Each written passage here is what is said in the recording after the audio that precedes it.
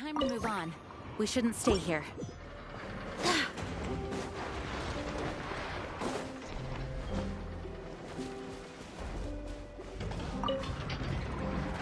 Little dearie, you gotta eat your breakfast, or you're never gonna grow up big and strong. I know. There is still lacquerberry residue hanging from the corner of its mouth. Huh? What? Its recovery is progressing smoothly. In a few more days, we can ask Miss Lauma to send it back to its herd. I know. I am sure you know that it deserves to go back home instead of staying with us. But... Did the Lady Moonchanter from the Frost Moon Scions not say as much when she came to treat the deer? Its family might be worried about it. Once it has recovered, it would be best to send it home. I know, but, you know, it obviously hasn't recovered yet. Does your leg still hurt? Do you want to go home? I know. Didn't the Lady Moonchanter promise us that she would come and pick up the deer? When the time comes, let's ask her to listen to what the deer has to say again.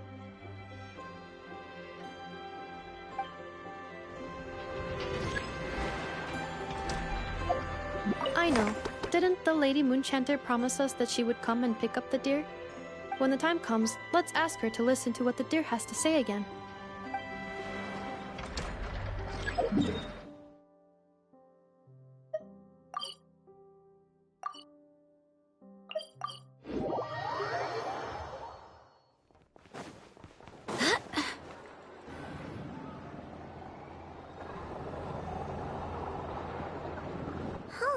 It's been a few days since we said bye to the others in Nasha Town. Still no news about Rarer, though. Where could he have slunk off to? If only he was gone for good. But with all the trouble he stirred up before, there's no way we've seen the last of him. Hello! You must be the traveler in Paimon? Mr. Flint has been looking for you. Unfortunately, there's been a serious wild hunt attack over at the quarry. He thinks it's time to regroup and figure out a plan. The wild hunt? Oh, uh-oh. We better get over there, right away! Come on, let's go!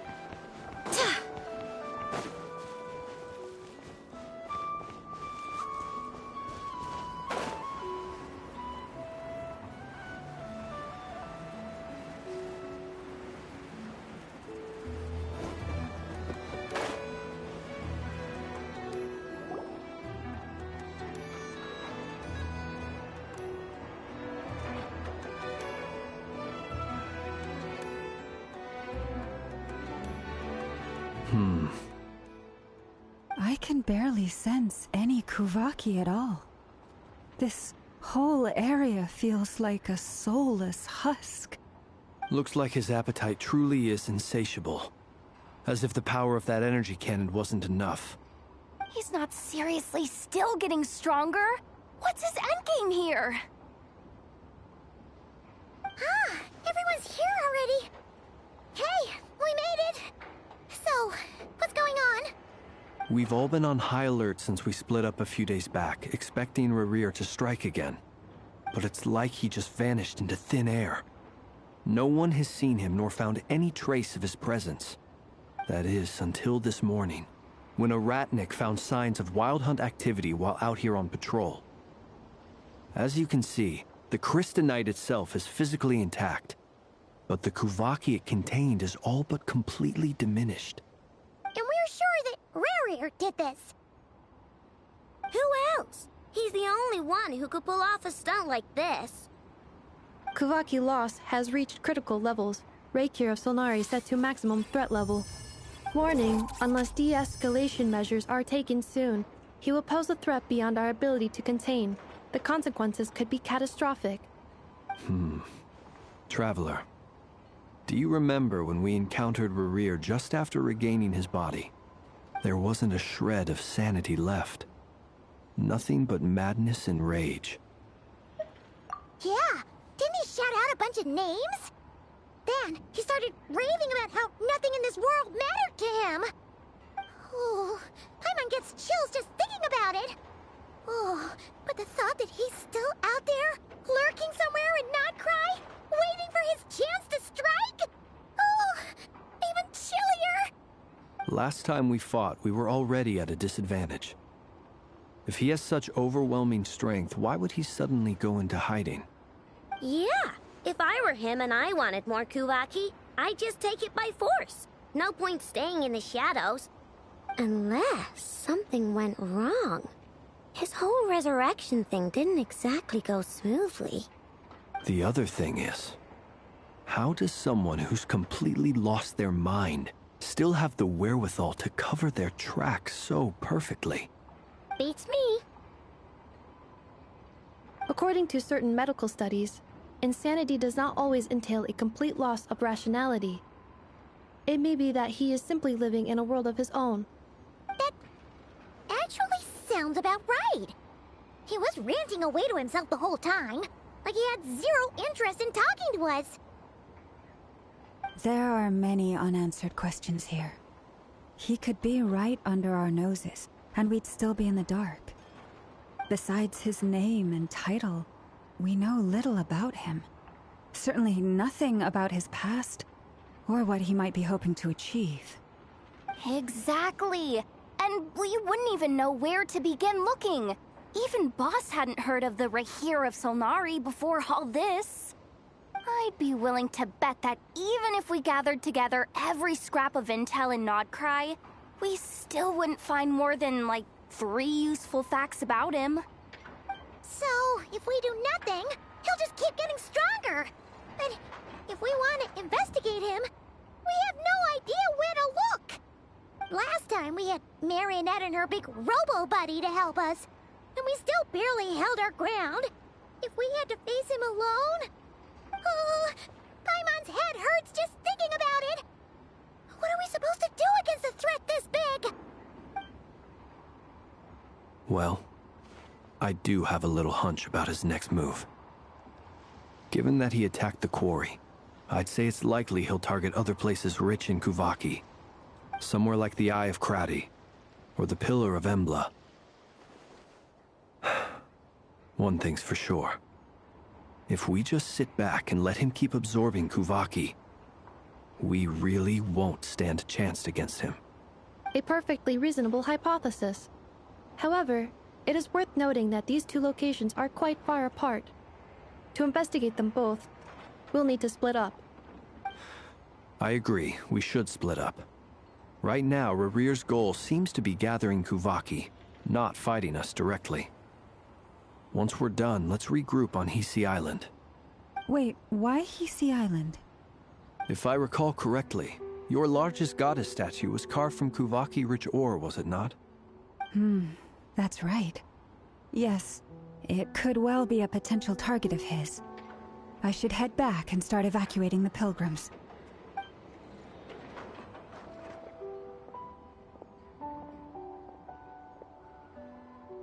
Splitting up's always gonna be risky. But I guess we don't have much choice, right? We're in a race against time here. And if we do run into Rerir, what then? That's when you follow the 3rd rule of treasure hunting. Run like the wind. Didn't you say the 3rd rule was go with the flow? I don't know. Did I? Anyway, whatever. In this situation, go with the flow means go find backup. Agreed.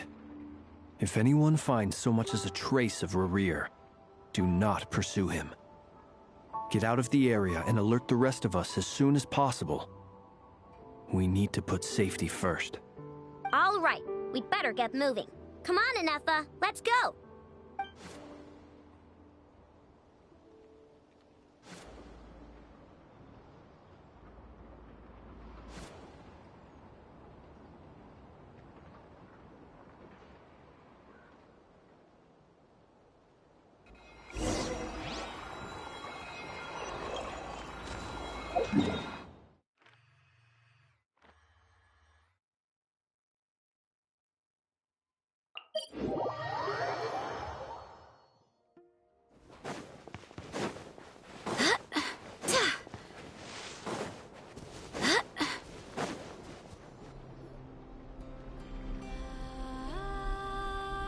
Any leads?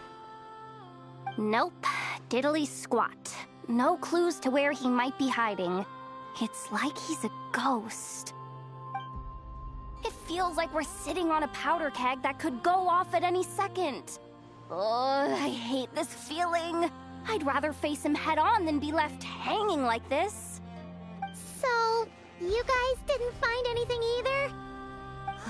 Not loving the word either. How about you, Flint's? I questioned a few Ratniki and eventually narrowed my investigation down to one suspicious individual. But by the time I got to his place, he was already gone. Almost as if he knew someone was on to him. Either that, or he's just extremely cautious and doesn't stay in one place for long. He's been biding his time for a while now. The question is, where or what is his next target? No idea. Since regaining his body, he seems to have lost all interest in the fragment in my possession. If he did still want it, he's had plenty of chances to take it. All we can do now is hope that Aino and Anefa turn up some leads. Darn it, Rerir! If you've got the guts, come face me one-on-one! Wait, he's actually here? I didn't mean it! I swear! No, it's coming from Silver Moon Hall. The Lady Kutar might be in danger. Let's get over there, quick!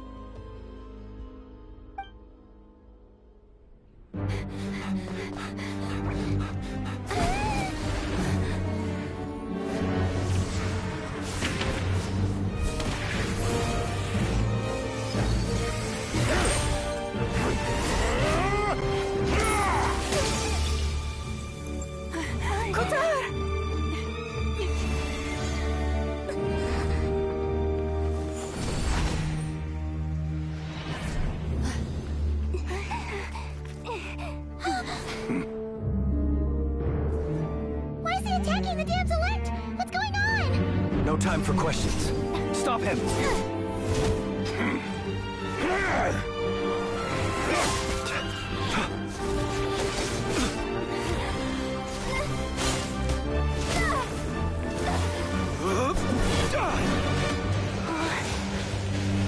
This is insane.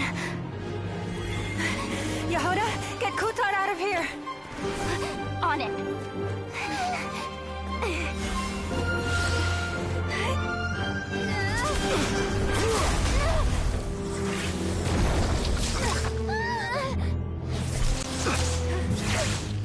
Look where your feeble light has gotten you.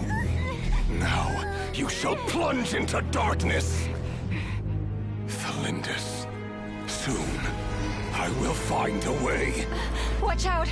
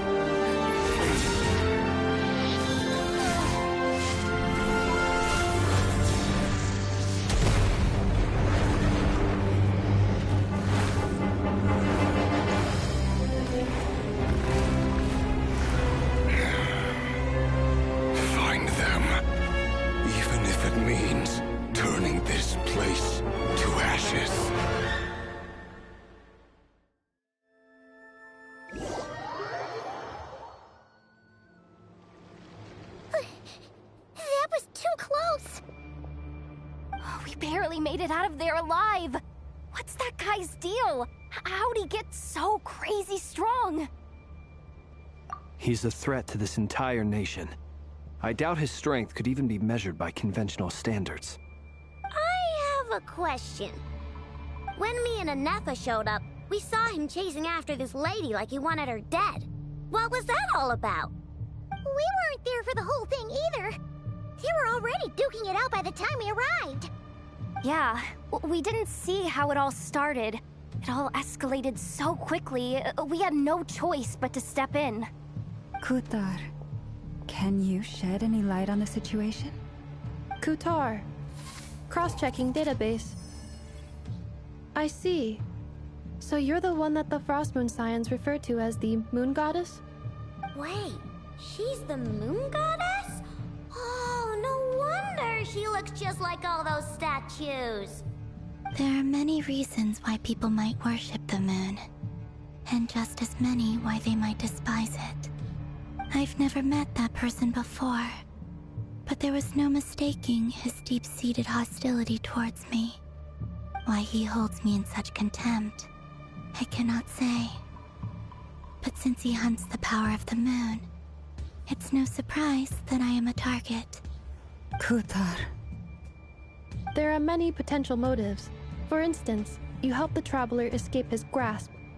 This could be his way of taking revenge. It is also possible that he covets the Kuvaki inside you, and seeks to take it for his own. The list goes on.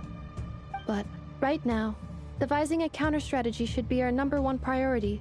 The likelihood of this location being discovered is close to 100%. A counter-strategy? We don't stand a chance against an enemy like this.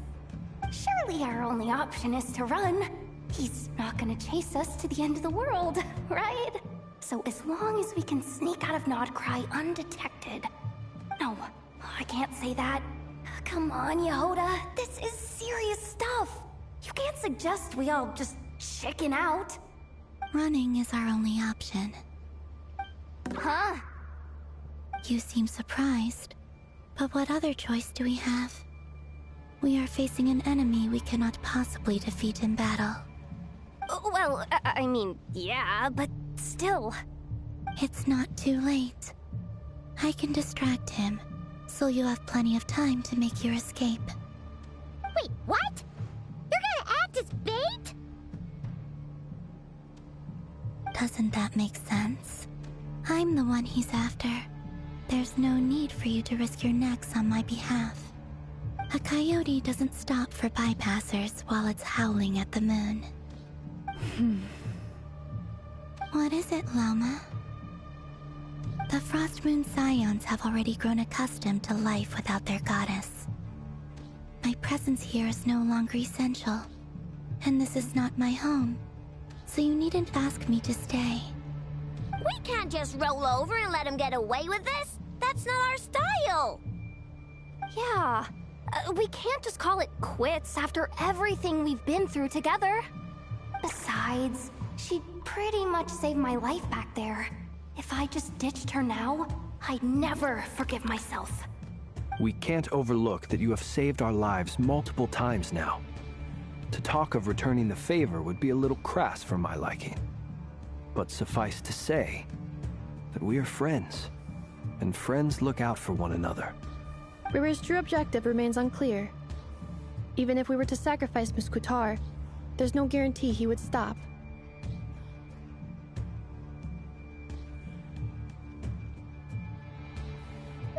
But...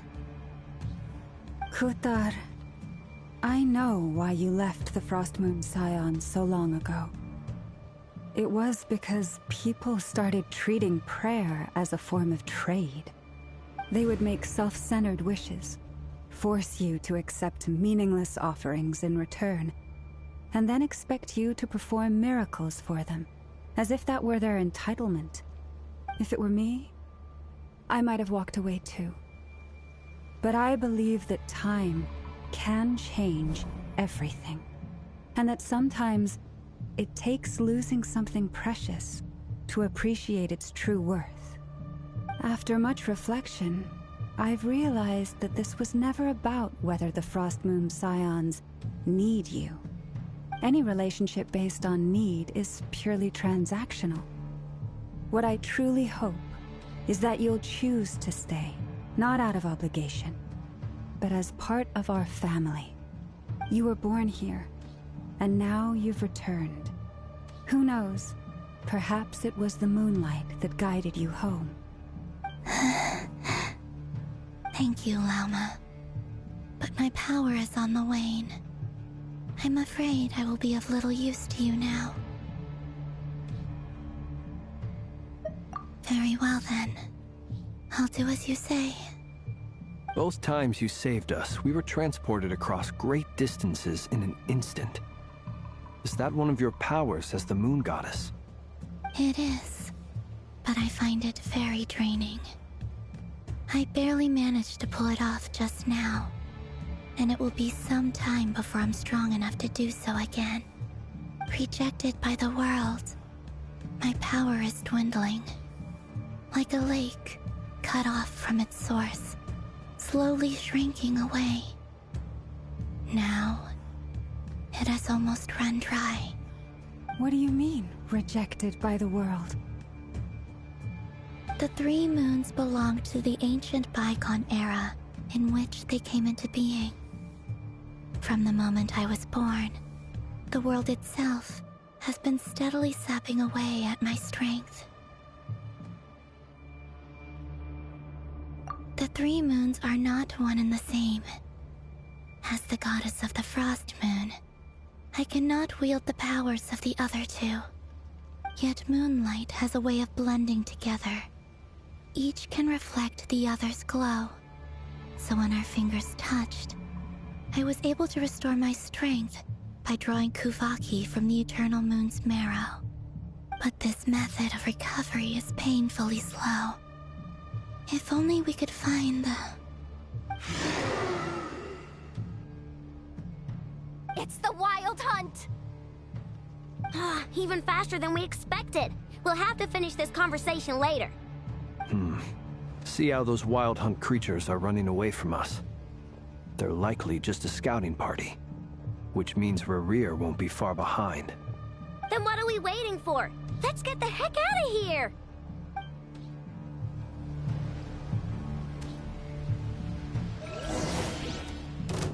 Receive my blessing.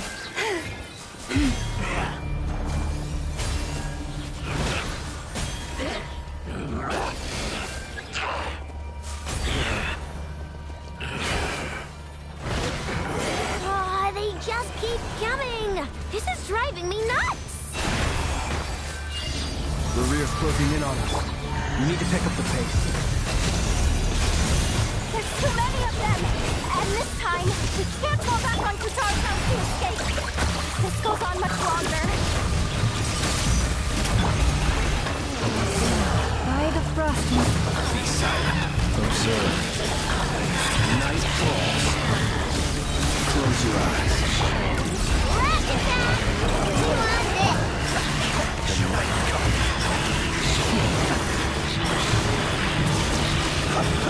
Be silent. Preparing for Gusto. Insulation. Forest, protect.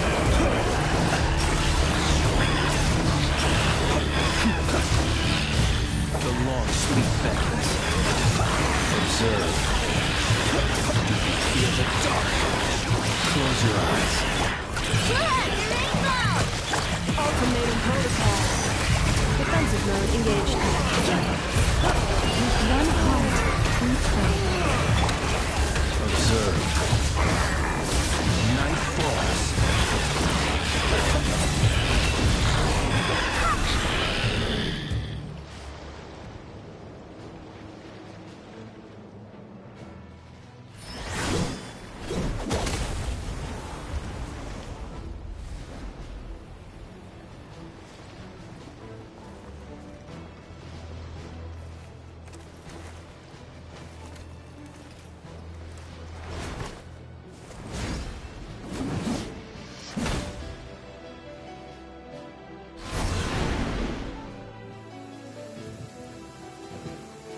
What's the matter? Bit off more than you could chew?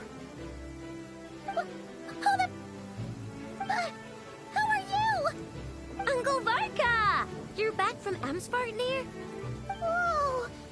You're Varka? Grand Master of the Knights of Favonius? We could save the intros for later. Right now, let's get you all out of this hellhole. Follow me. I know somewhere you'll be safe. Oh, is that where I think it is? That's the one. Come on, move! There's no time to waste.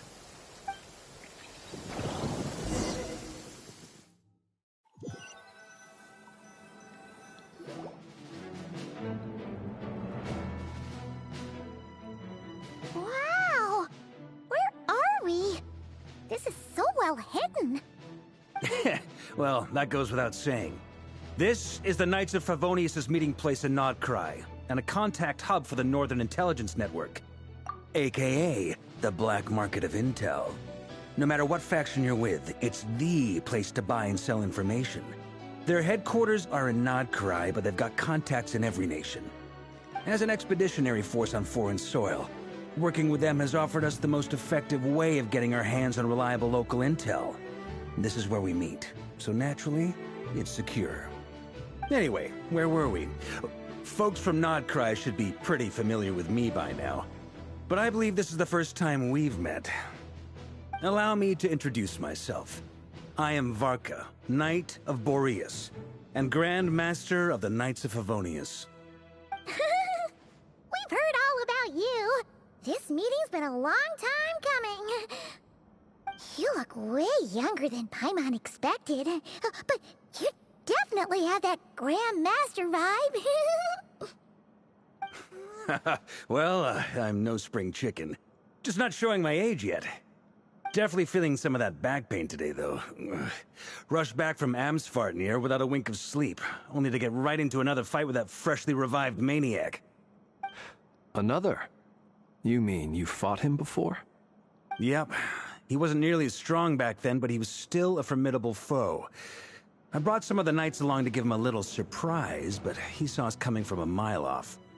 My squad took heavy injuries, and I barely made it out alive myself.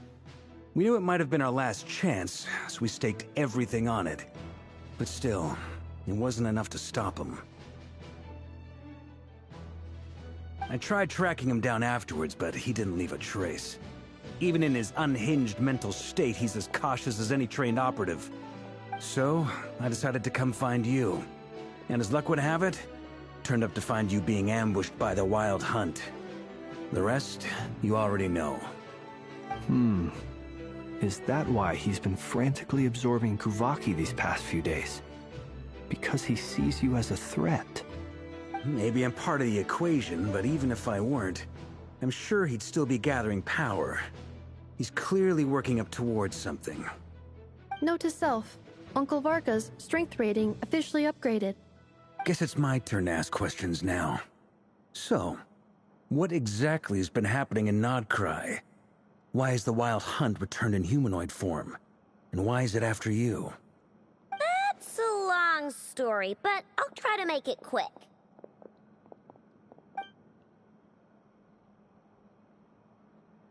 Wow, I had no idea so much had happened. Sounds like you guys have really been through it. So, the Kutar is actually a Fatui Harbinger. And all this Wild Hunt activity in Nodcry is the work of the Raker of Solnari, one of the 5 sinners. Oh, that's a lot to take in. Need some time to wrap my head around it all. I'm truly sorry, Mr. Varka. You stood with us against the Wild Hunt, and did everything you could to stop it from escalating into a full-blown catastrophe. And then, the one time you're away, it all comes to a head and all your hard work gets undone. You've got nothing to apologize for, Miss Moonchanter.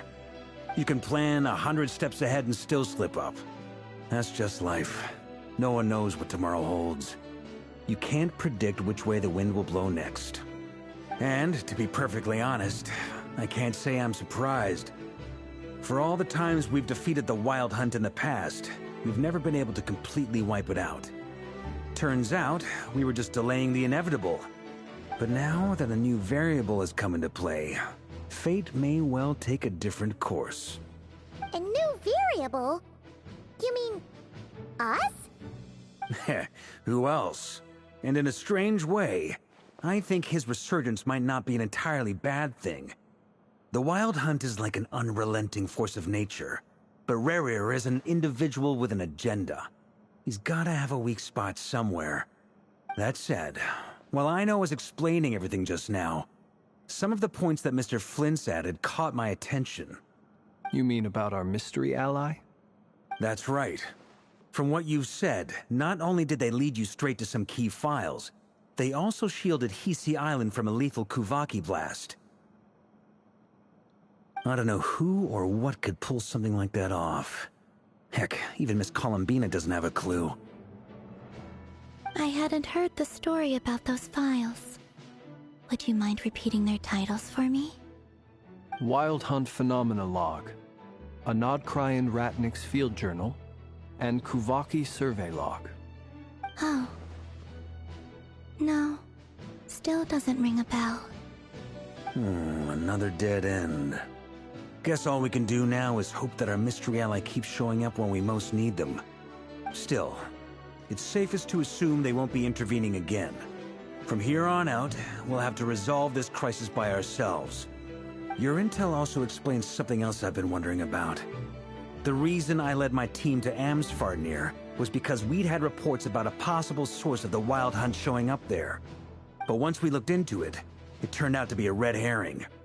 I don't know who was behind it, but clearly, it served its purpose.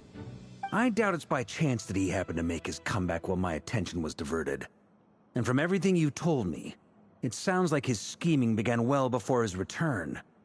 So maybe luring me away was all a part of his plan. But is it even possible that he orchestrated all of this by himself? The Moon Maiden and the Raker of Solnari, Nodcry of all places. The way everything is unfolding, it can't be a coincidence. So, what do we do now? Got any ideas? Right now, we've got at least 3 things to consider. Let's go through them one by one. First, we need to figure out how to take down Rerir. If we can't beat him in a straight-up fight, the rest won't even matter. To my knowledge, the bulk of Nodcry's fighting force is already gathered here. But even with everyone united, we're still no match for Rerir in his current state, let alone with his power still growing.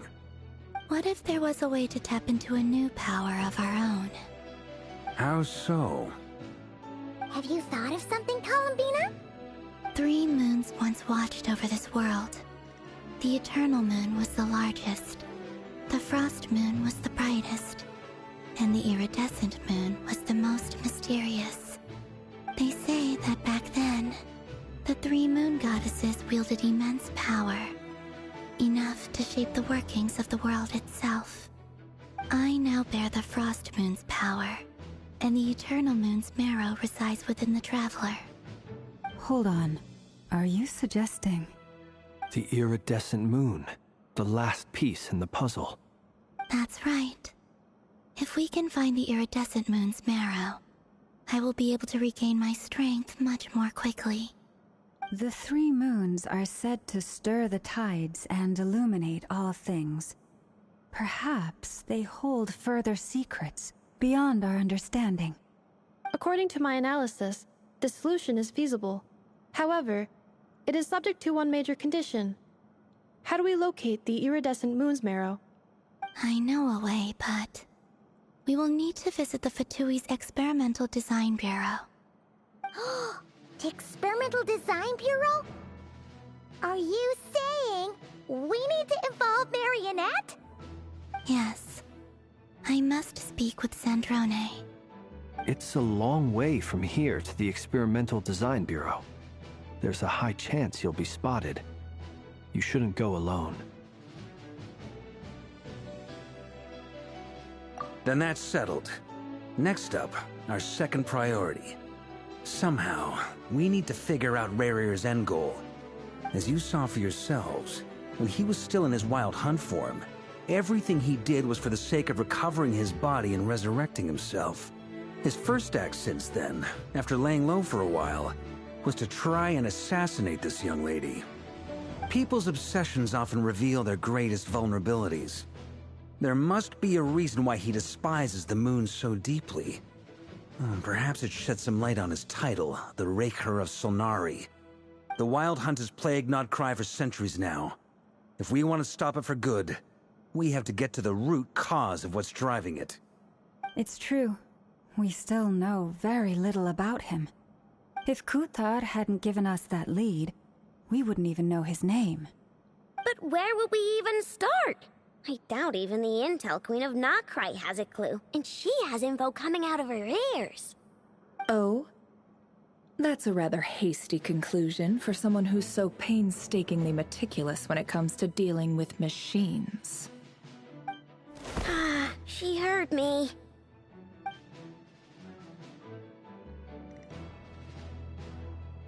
Boss! What are you doing here? I'm now asking myself the same question. I received a letter from a humble knight of Favonius, requesting a meeting to discuss a major business deal. But it looks like this humble knight had something else in mind. Details, details. Miss Neffer, the important thing is that you've arrived at the perfect time. Since his failed ambush, I've been racking my brains trying to come up with a plan to fight Rerir. Given the severity of the situation, I think it's fair to say that our only chance lies in uniting as one. And I'm talking all the factions in Notcry. We can't do this without the Curatorium, but I knew it'd be a tough job to win you over. So, I took the liberty of reaching out for a little chat. Wait a sec. How did you even hear about this place, Neffer? Didn't you say this is meant to be the Knights of Favonius' meeting spot? And a contact hub for the Northern Intelligence Network? And isn't it supposed to be super hidden? You really think he could have gotten settled in Notcry without my help? Besides, I'm the one running this gig. Of course I know where the meeting place is.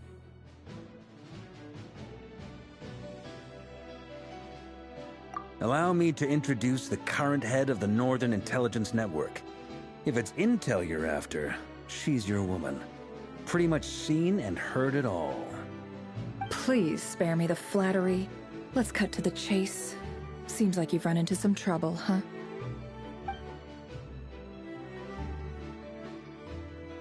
Well, this certainly qualifies as an unforeseen crisis. On behalf of the Curatorium of Secrets, I wish you all the best of luck. So you're just going to sit this one out? Why should I get involved? What could possibly be in it for me? What if we told you we can't do this without you? Oh? Then I'd say you'd better make it worth my while. I don't work for free. I can't put a price on something like this. It's just not in my nature. But then again, you and I have always been polar opposites in this regard. So I can't exactly say I didn't see this coming. If you insist on compensation, I will pay you. Consider this a formal commission. Sound fair? You just don't give up, do you? Too bad. I know you well enough to know you can't afford my prices. The riskier the job, the more it'll cost. And a Moonchanter's stipend isn't exactly generous. Unless you're planning to start passing the donation box around among the faithful. Boss, just a thought. If they come up short, maybe you can take the difference out of my next few paychecks. Things got really dangerous during the fight with Rerir. If this girl hadn't saved me, I'd be ley line fodder by now. I'd be gone for good, boss. If there's any way we can make this work, I'd really like to help her. Please? I'm begging you. This is why I'm always telling you never accept favors. They are the hardest debts to repay. You have to be careful who you get involved with, or you invite all kinds of misfortune. Very well, Yehoda, I will help. But just this once. Don't count on this happening again. Flynn's, That fragment that Rerir was after, do you still have it on you? Of course. Let me borrow it. I need it to follow up on some leads. Wait, you actually have some leads? Shh. This is top secret information. I get it. We all have things we'd rather keep to ourselves. Plus, I know we can count on you, so we'll leave the intel gathering in your hands. And that brings me to the third and final item. We need to find a way to distract him. We need time to make our move, so someone will have to stall him. I'm in for this part, no matter what. Anyone coming with? Count me in too. Come off it, you two. Quit playing heroes. I'm way ahead of you here. Nefa did a scan of the Moon Goddess's Kuvaki signature, and we're gonna use it to make some decoys over at the Kramkake craft shop. Anyone who's in, follow me. Once they're ready, we'll deploy the decoys across Nogcry. So as long as the rest of you keep moving, he won't catch on to your scent and won't be able to track you down. I like it. Genius idea. No biggie. All right then, we'll split into 3 teams. Once your team has finished their mission, return here and wait for the others. Dismissed!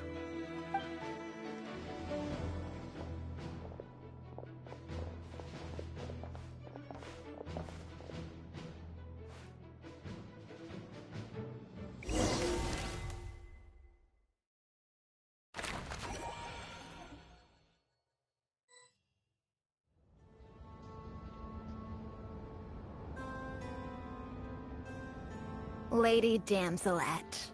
Wait, and you two? What are you doing at the Kuvaki Experimental Design Bureau? We've been doing our best to mind our own business lately. But if you're just gonna waltz up here like this, you're seriously pressing your luck. Don't blame us for doing what we have to. Huh. You really think that's gonna scare us off? We're not looking for any trouble. I just want to see Zandrone. Do I need to remind you that you're still a wanted fugitive for deserting us? Out of consideration for our former ties and the crisis we're all up against, we'll let you leave in one piece. But don't even think about trying to get inside. Let them in. But... Are you going to make me repeat that? No, my lady. Zandrone seems to be in a good mood. Must be maintenance day.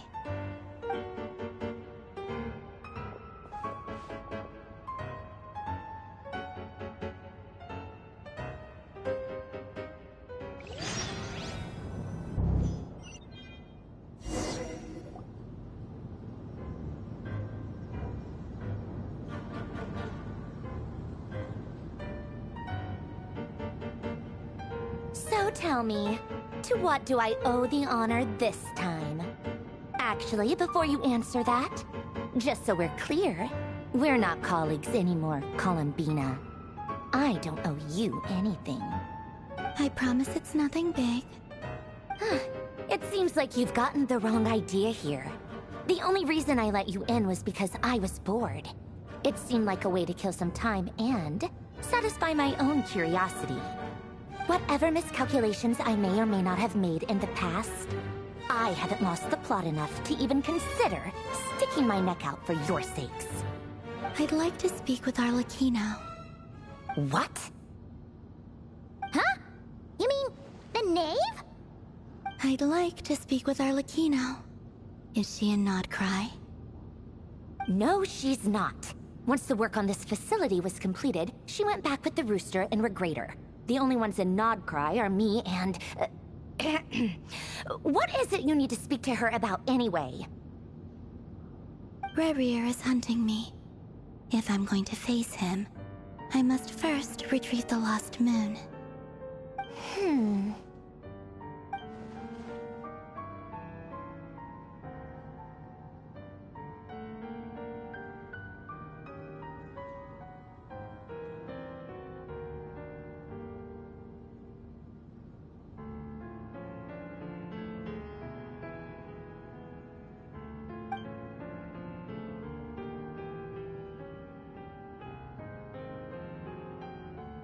Is that a no, then?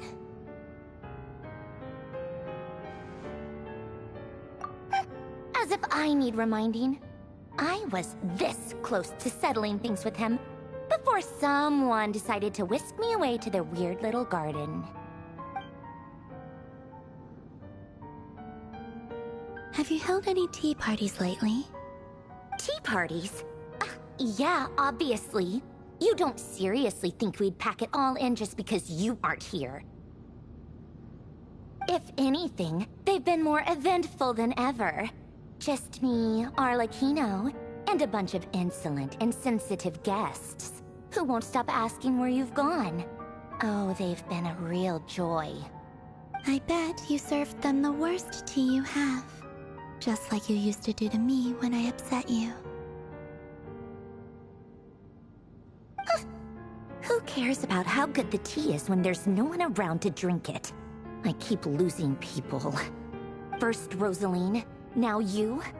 I'm running out of people who can make me laugh.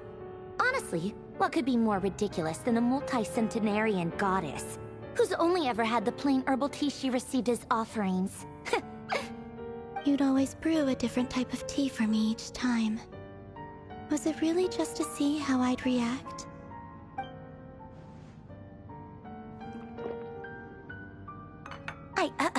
Well, duh. Why else? Watching you squirm was practically my only form of entertainment.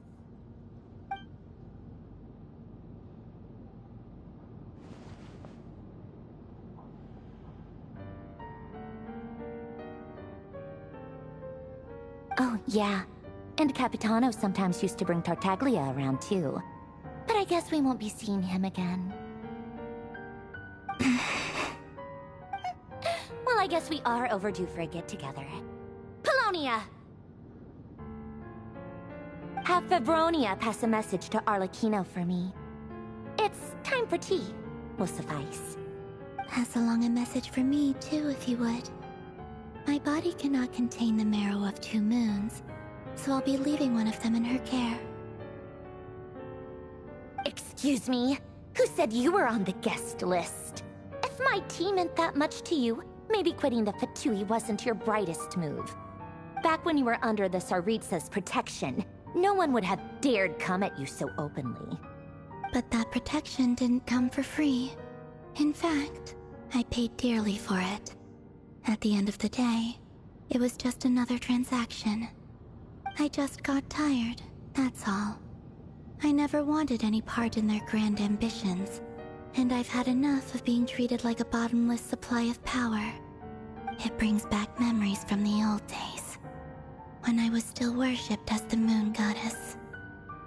Centuries on, it may be a different group of people, but I see the same greed in their eyes.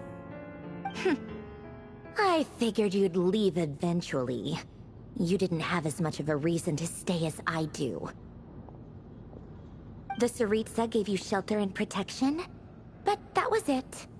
Nothing more, nothing less. Meanwhile, the Fatui demanded everything from you in return, until it was more than you could bear. I get why you left. And frankly, I have no interest in dragging you back just because the higher-ups told me to. But if you keep hanging around with this riffraff, the next time we cross paths, we might be enemies for real.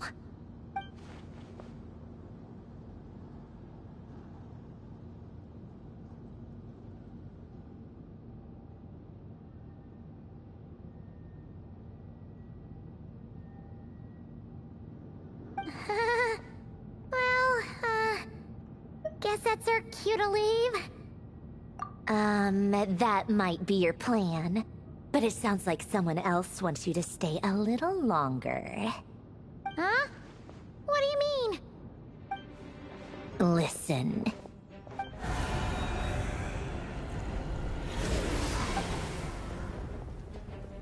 My lady, it's the Wild Hunt. A horde of monsters is headed straight for the facility. Another uninvited guest trying to crash my tea party. Clear the area! I'll handle this. Wait, what? You want us to leave you here by yourself? Huh, You'll be lucky to make it out of this alive. You really think you can afford to worry about me?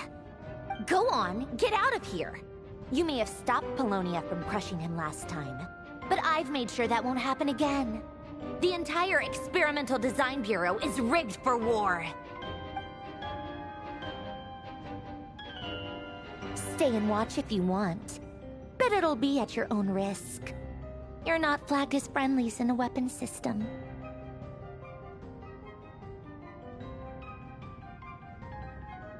Don't tell me what to do! Look, if you're leaving, make it quick. Or you'll just get in my way. There's a secret passage on the second floor. It'll take you right to the plains out back. Stare all you want, Columbina. You're not getting another invitation to my tea party. I know. But thank you anyway, Sandrone. This is exactly why you shouldn't hang around with those people. All their melodrama and sentimental nonsense is rubbing off on you.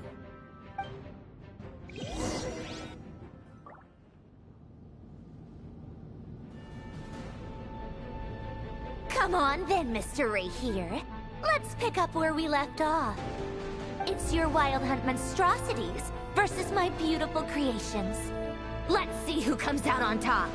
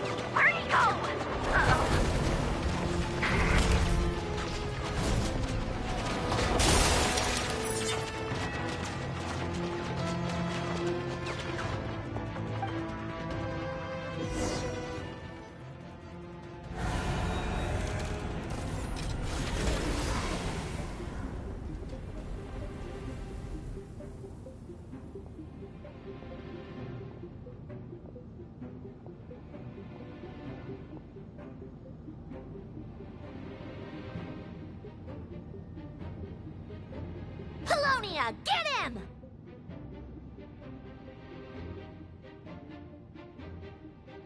I've upgraded Polonia again since our last encounter, and uploaded every last scrap of your data.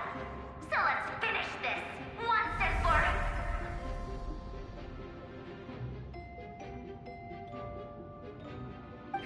She's not here. Where did she go? Hey! Over here, you big... Cursed moon. Go. Keep searching. She cannot have gotten far.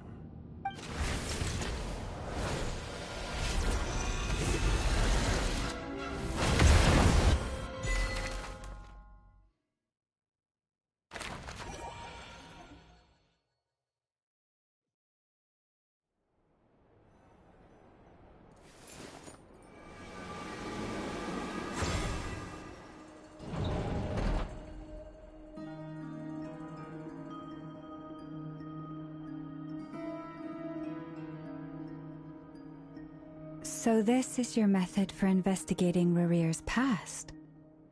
It almost looks like some kind of ceremony. Good deduction. But it's quite a different affair from what you're used to with the Frost Moon Scions. Whoa! First time I've ever been in here. Boss always said it was off limits, so I pictured some kind of creepy dungeon. But it's actually kinda nice. Oh, I guess this must be Sumero decor? That's where Boss is from. And that nice shopkeeper who sold me my treasure compass. I'm not sure exactly what you've got planned, but it looks like you're all set. When do we begin? Whenever we wish. But for some reason, I've got a feeling this isn't going to end well. I've never faced Rarir myself, but from what you've told me, his power is beyond anything I could imagine. I, on the other hand, am just an ordinary businesswoman. Our paths should never have crossed, yet here I am, forced to make an enemy of him. If you ask me, you're about as far from ordinary as it gets. So what are you saying? You're getting cold feet? Once I take a job, there's no backing out. Still, I have to ask myself if the power I'm relying on will even work on an opponent of this caliber. And also how to make sure I come out of this alive if things spiral out of control. Death is the one thing we can take for granted. It is the great equalizer, however fortunate or unfortunate we may otherwise be. So it's important to consider how to spend what lifespan we have left. Come on, boss. Lighten up. Quit talking about death. It's bad luck. For once, I agree with you.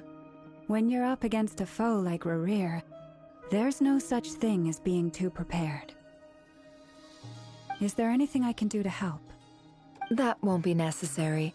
I've already made up my mind. Time to cash in a precious favor I've been saving for a rainy day. Yehoda, I need you to find someone for me. The sooner the better. Find who? That shady merchant who sold you an overpriced treasure compass the other day. Come on, boss. You're pulling my leg again. In what way is she shady? She showed up when I was completely lost and sold me a neat little gadget that was exactly what I needed. Trust me, she's a good person. Anyway, I know who you're talking about. Don't go anywhere. I'll be right back.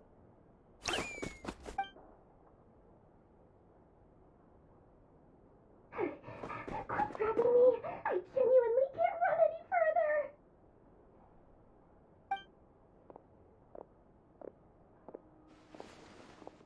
Hey, aren't you? What is it? What's the big rush? You dragged me out of a dream where I was literally swimming in Mora. I'm charging double my usual attendance fee. See, look how easygoing she is. After that rude awakening, she could have completely snapped at us. But instead, she kept it together and just asked for an extra fee. Dori Sangama Bay? I never would have pictured you two doing business together. If you want to make it big in Nodcry, it's all about connections. Lady Nefer just so happens to have a lot of intel that interests me. And she also did me a big favor in the past. It was back when I first arrived in Nodcry. My trusty assistant, the genie in my lamp, had an adverse reaction to the Kuvaki and fainted. And when you know it, that's when I suddenly find myself in a life-or-death situation. Good thing my compatriot was there to swoop in and save the day. I've been giving her a 30% discount off all of my goods ever since. Now, so that no one here feels left out, I'm willing to extend a 20% discount to fellow friends of Boss Nefer. Plus, any other friends you send my way will enjoy 10% off. What can I say? The great Lord Sangama Bay is nothing if not generous. So, let me guess. You've run into some trouble? I've got everything you could possibly need. And the more you buy, the more you'll save. You guessed correctly. What have you got in the way of survival gear? The one type of gear I've never been short on. What are you looking for? A jetpack fresh from the Academia's labs? An ancient suit of armor dredged up from the bottom of the sea? At the very least, I need to know what kind of opponent you're dealing with here. If even you're worried about staying alive, it must be pretty serious. What if I told you it's someone with the power to bring a nation to its knees? Is that so? Then we really are talking top-shelf treasures. I don't have anything like that in stock right now. I'll have to ask my supplier. Your supplier? A powerful woman, make no mistake. I can't reveal her identity, but luckily for you, I hear she's planning to visit Nodcry in the near future. If you're willing to wait, I can ask her when she's here. Can't say exactly how long that'll be, though. Then, let me put it another way. What would you do if you encountered an enemy like that? Roll over and serve yourself up on a silver platter? Of course not! I have a handy little trinket from one of my generous suppliers, which... Hold on. What exactly are you getting at? No, no! This is for my personal use only! Let's just say I'm borrowing it, all right? Just for insurance purposes. You'll get it back later. Favors are the worst kind of debt to owe, and now you've got a chance to repay one. A win-win situation, don't you think? Fine. You can borrow it for 5 days. No, make that 3. And for every extra hour after that, I'm charging you 1,000,000 mora. Deal? Deal.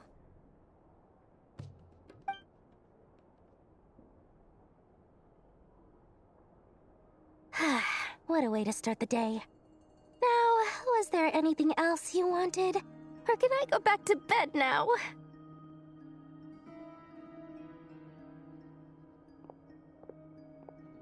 That will be all. Take care now. Don't trip up on your way back, friend. See you later! You're my favorite shopkeeper.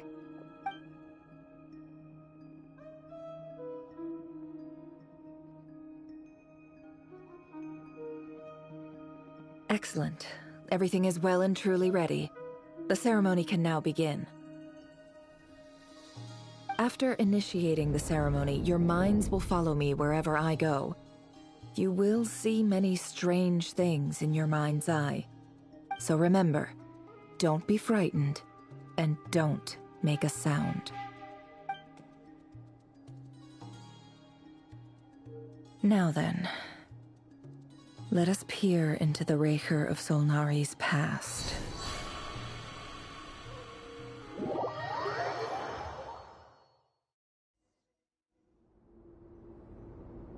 I made it.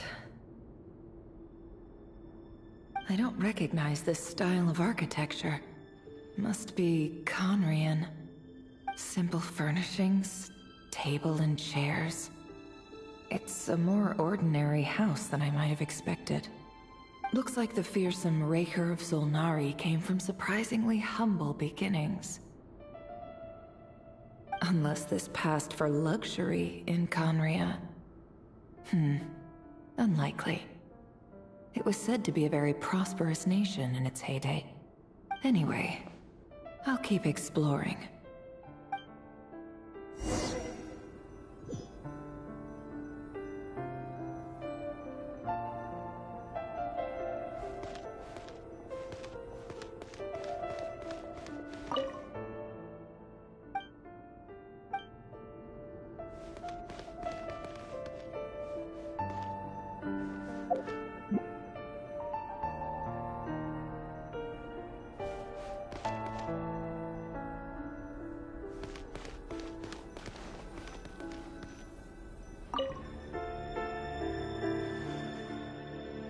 Hi, Reverie.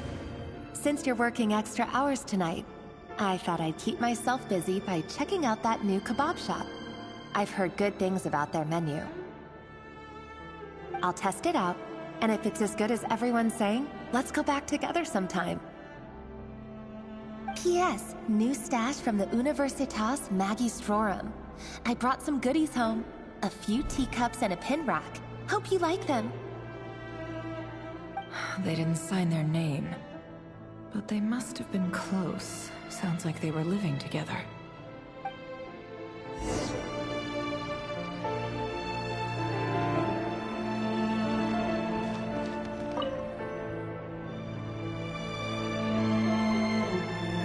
I went over to Joseph's for drinks today.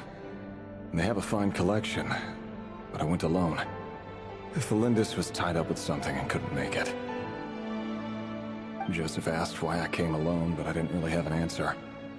He then went on to ask about other things. If you ask me, someone who asks that many personal questions is too nosy for their own good. But if he invites me again, chances are I'd still go. Felindis. That's the same name Rerir mentioned. Crane imports keep falling. If things don't pick up, we'll soon be back to meat and mushrooms only. Honestly, I'm not a huge fan of that new type of mushroom everyone's been into lately. Didn't it start out as a lab-grown variety? I heard it's even mildly corrosive. Seriously, why would you even eat something like that? I don't care if it's an impressive feat of alchemy. That just isn't the kind of thing I like to eat. Grain has to be imported, and they're eating a diet of mostly meat and mushrooms. Could it be because Conria is underground, so it doesn't get much sunlight? That would explain why they use so much stone in their buildings. They even use alchemically modified strains for food. Seems like the people of Conria don't have many options when it comes to dining. I've just about saved up enough now. Time to buy it and keep it somewhere safe. Making a big purchase. I wonder what it is.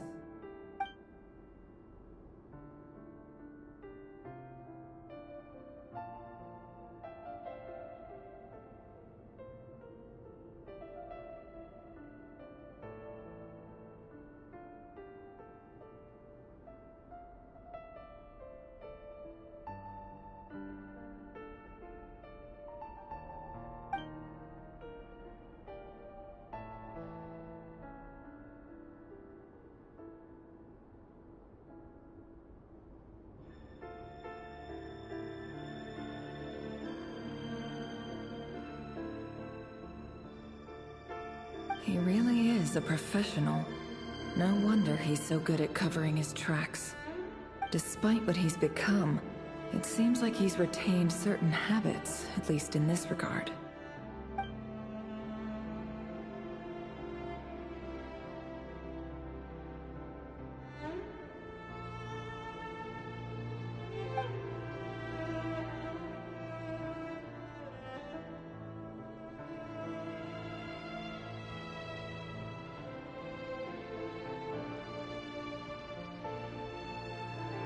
Did Rary rip it out himself?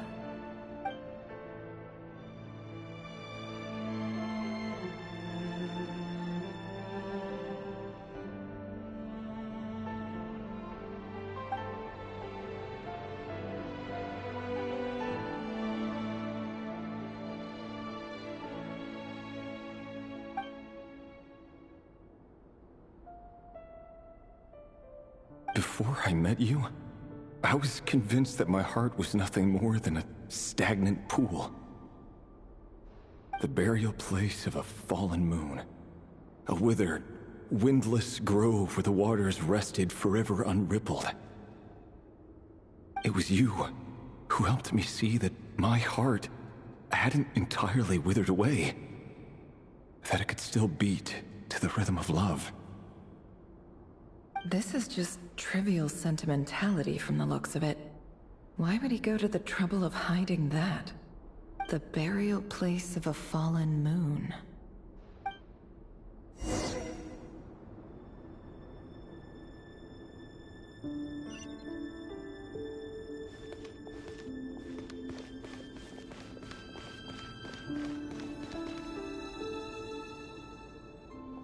Reverie, over here.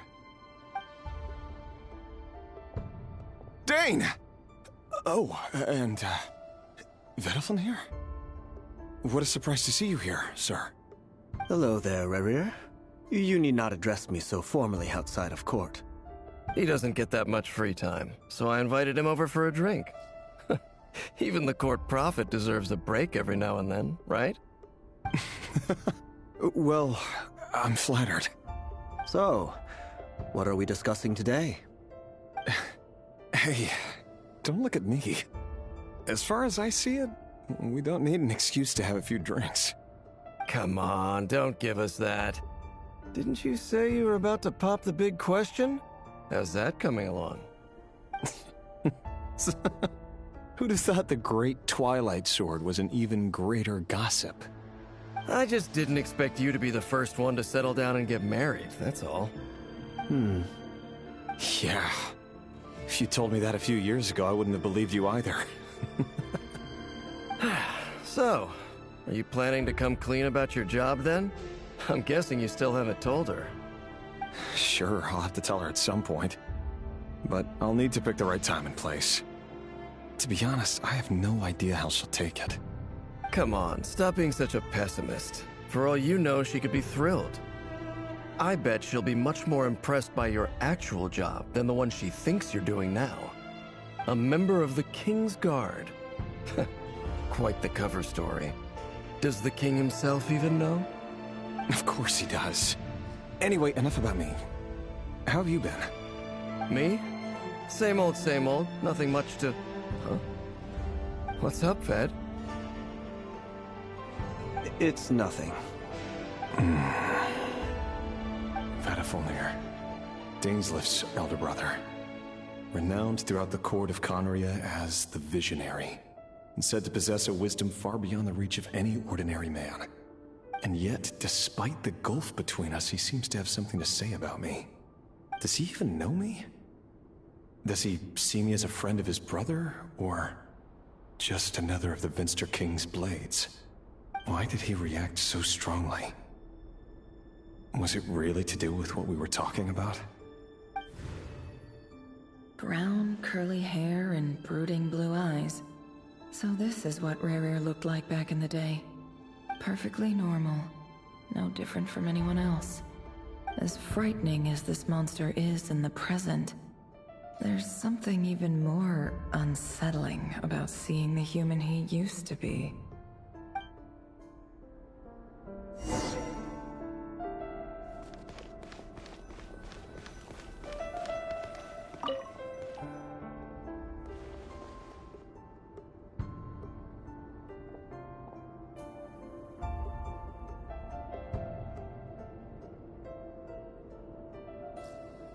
Felindus? You're back early? Our equipment's being serviced today, so I got off earlier than usual. How's your day been? Aw, why the long face? Is something the matter? Has your boss been giving you a hard time again? Went for a drink with Dane and the others after work. Isn't that a good thing?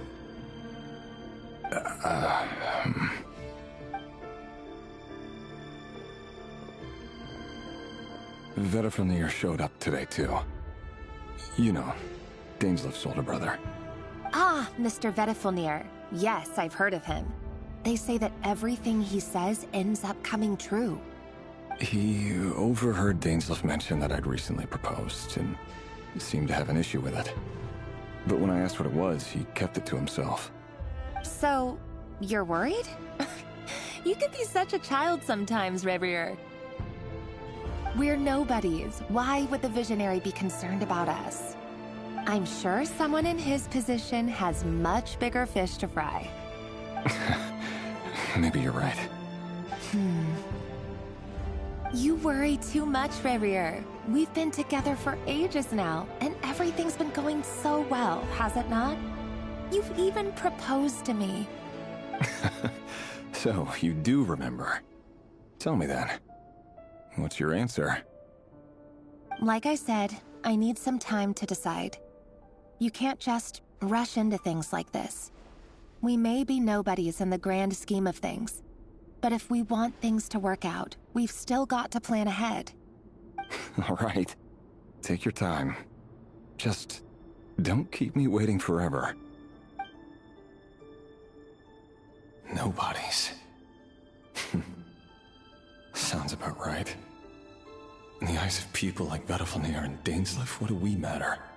Can someone whose gaze is so fixed on a far-flung future even see the present clearly? Besides, the dynasty's fate rests with the king and his inner circle. Whatever I do, it won't make much difference. Meanwhile, every idea they come up with and every decision they make, it affects everything. These days, the king is lost in his research, and the purge of the Crimson Moon bloodline grows ever more intense. The opposition tried to speak out, but nothing came of it.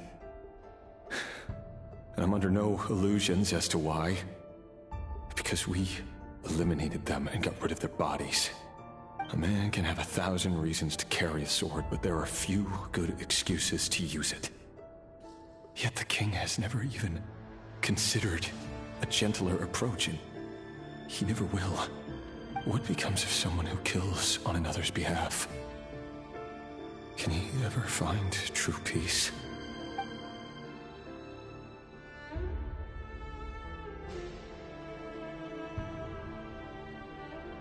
Thelindis?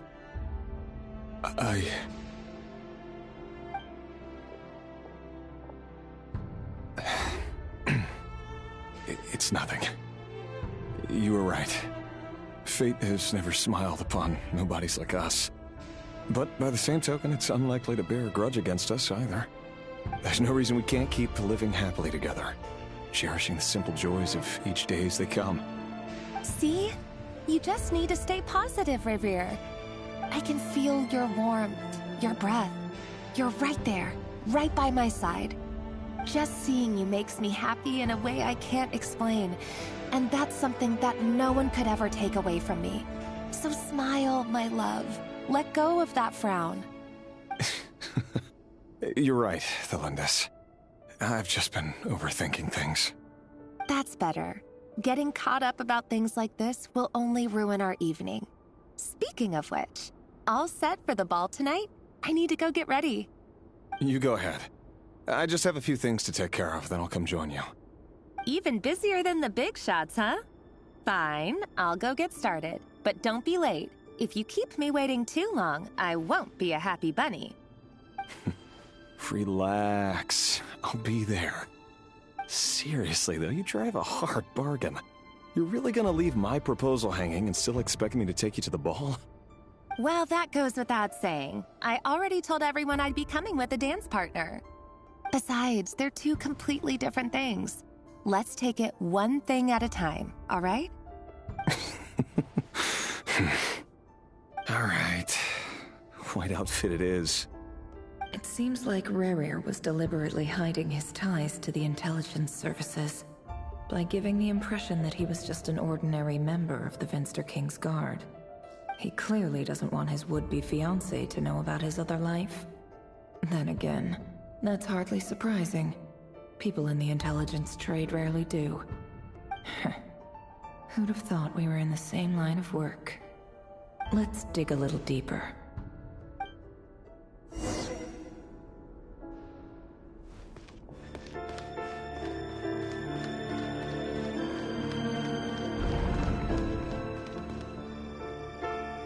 Our last operation was a resounding success, and all thanks to you, Rayhir of Solnari.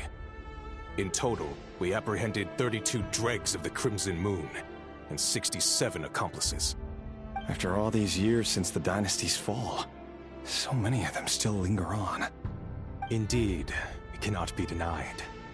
Yet it was destiny that the Crimson Moon should be overcome by the eclipse, and that His Majesty, the all-seeing Vinster King, now guides our nation on the path to prosperity. Conria has no further need for a dead moon. But alas, there will always be those who refuse to see the truth, choosing instead to romanticize the past. That's not entirely true. Much about the Crimson Moon era was worthy of remembrance, and that's exactly why they keep trying to see it restored. Many of its secrets remain unsolved to this day. As it happens, that's precisely the field of study my partner is devoted to. You still haven't told her what you really do for a living. Where would I even start? How do you tell someone that you're one of the King's hand-picked executioners? That your hands are steeped in blood? You didn't choose this life, any more than I did. Orphans like us don't get a say. But I'll sure as heck be the one to pay for it. Speaking of which, we need to be more rigorous in the way we identify direct descendants of the Crimson Moon. Someone, it seems, has strong opinions about my future plans. Most likely my marriage in particular. I have a feeling that we may soon become targets of the Crimson Moon's retribution. Your concerns are not unfounded. They've taken out many of our colleagues these past few years, and for that very reason. These are no helpless lambs we're leading to the slaughter. They're wolves in sheep's clothing. Take care, Rayhir of Solnari. I look forward to toasting you at your wedding. Thanks, Thorkel. You look after yourself, too.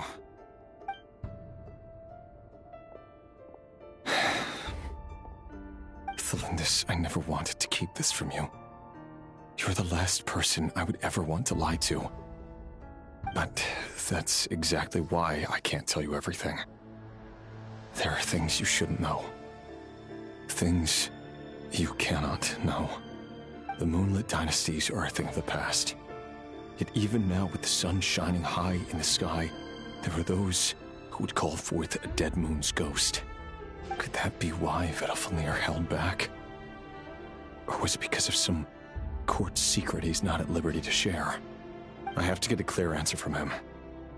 No matter what happens, I will protect Thelindis. Rayhir seems to be very concerned by Vedalfnir's reaction. Vedalfnir and Dainsleif, the Visionary and Twilight Sword. So that's what they were really like. I've investigated this whole area now. There doesn't seem to be any other memories here. Should I try somewhere else? Wait a second. What's this black smoke?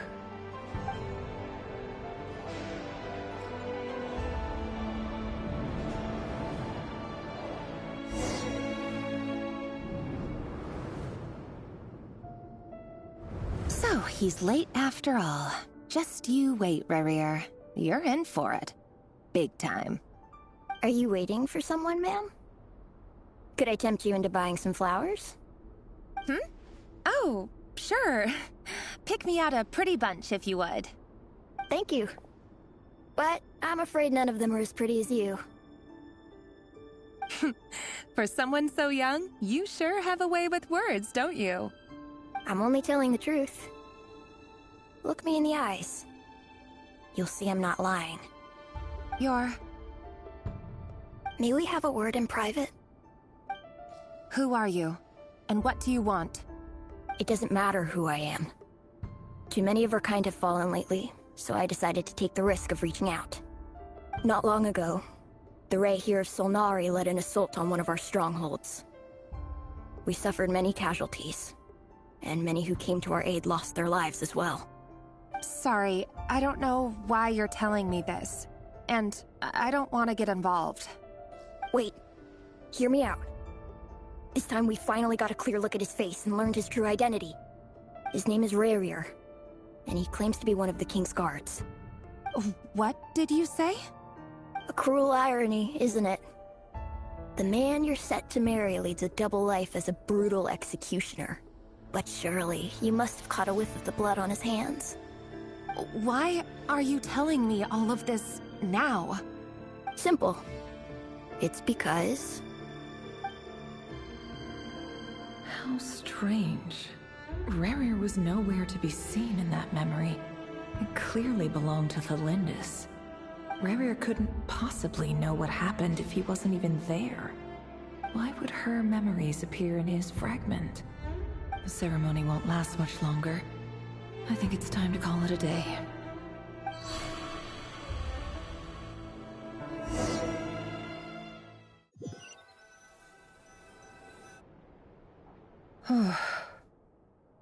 So that was your doing? Did you just pull us inside Rerir's fragment to spy directly on his memories? Any more questions, and I'll have to start charging. I had no idea you could do that, boss! Seriously, that was amazing! We're not worthy. We're not worthy! I gotta admit, though, I'm itching to see what happens next. Feels like we barely scratched the surface. I'm just as curious as you are, but the ceremony only allows for limited time inside. That's all we can see for now. Luckily, we managed to learn quite a lot. So far, so good. I just hope the others are doing okay too. Especially the group with the Traveler. Their mission is a risky one. Let's hope it's all going smoothly. If you're worried about them, go see how they're doing. If I know Boss, she's gonna need some time to write up all the details and make sure it's all coherent. I'll stay behind to lend a hand, but feel free to head back and meet up with the others.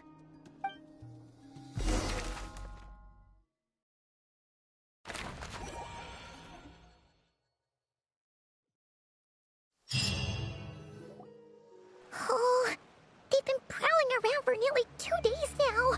These things just won't quit. Oh, they might not have seen us yet, but them constantly sweeping the area, our way out is completely blocked. Oh, that's never gonna work. One little slip up and it's game over. If they spot us, they'll run straight back to Rerir, and once he knows we're here, it won't be long before he's breathing down our necks again. Oh, guess you're right. All right, time to zip it.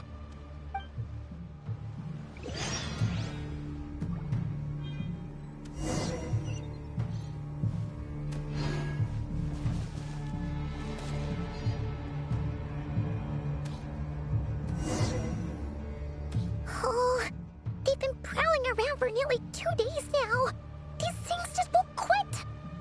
Oh, they might not have seen us yet, but them constantly sweeping the area, our way out is completely blocked. Oh, that's never gonna work.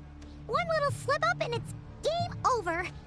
If they spot us, they'll run straight back to Rerir, and once he knows we're here, it won't be long before he's breathing down our necks again. Oh, guess you're right. All right, time to zip it.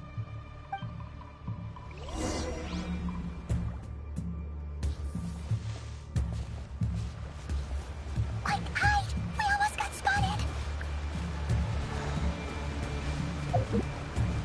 Phew! That was a close call.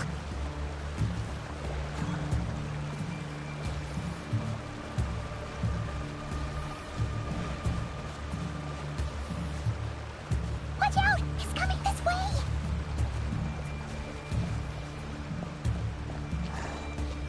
Keep going. We're nearly there. This is the final hurdle.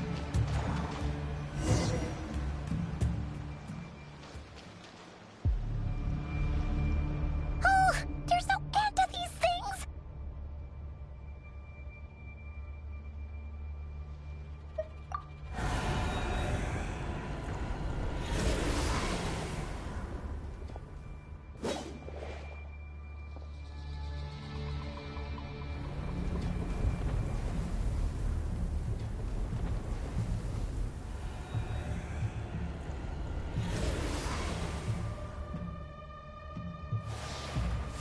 fire. Fire? Wait, what's that smell? Oh no! There's a fire!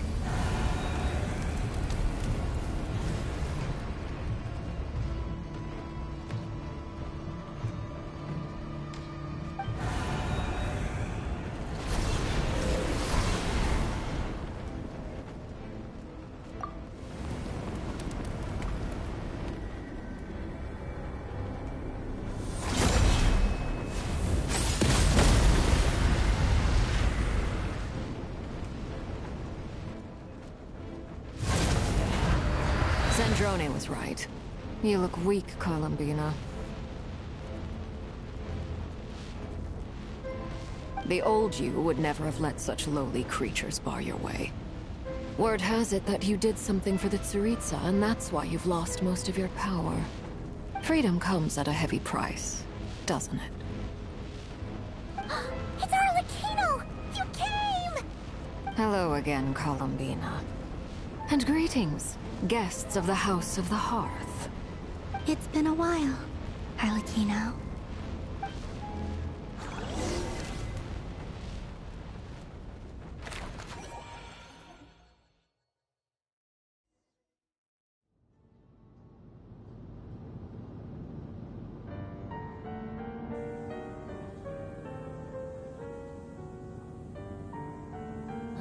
Stupid right here of stupid Solnari. Ugh, whatever. I've got all the data I need. Next time we meet, you're finished.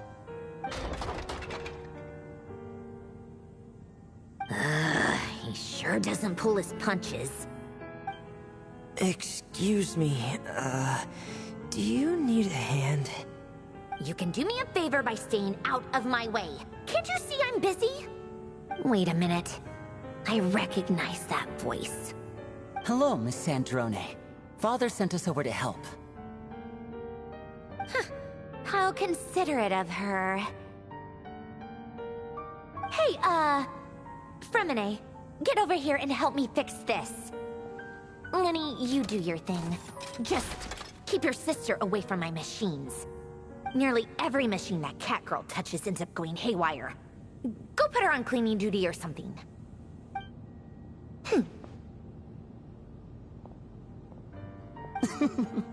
Then let's start downstairs. Fremine, we'll leave this place to you. You've got it. Wait a second. Pretty sure there's still some tea in the cupboard. If you want some, you'll have to make it yourselves.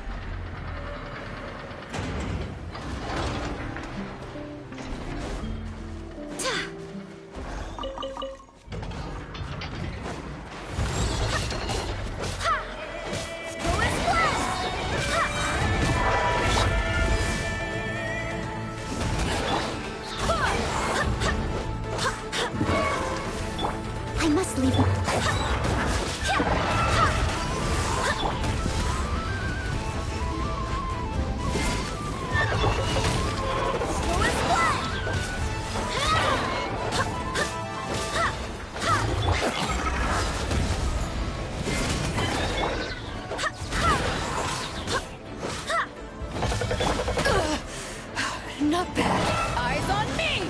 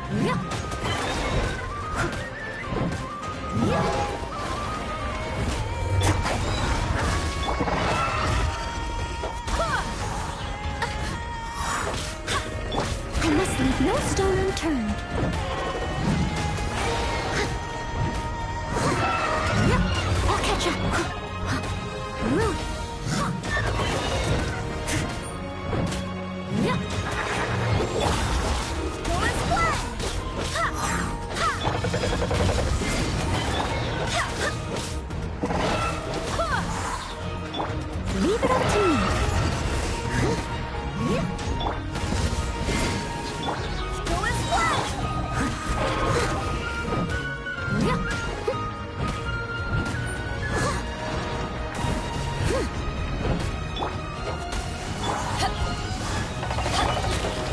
Wind, hear me.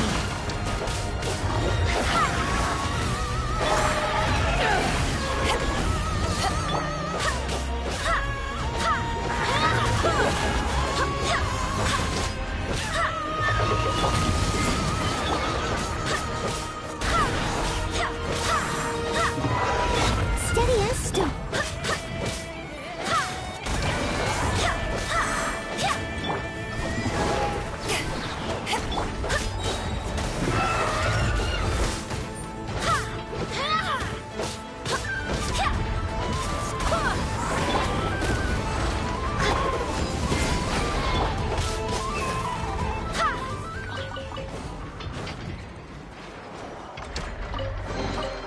I hope the others find some.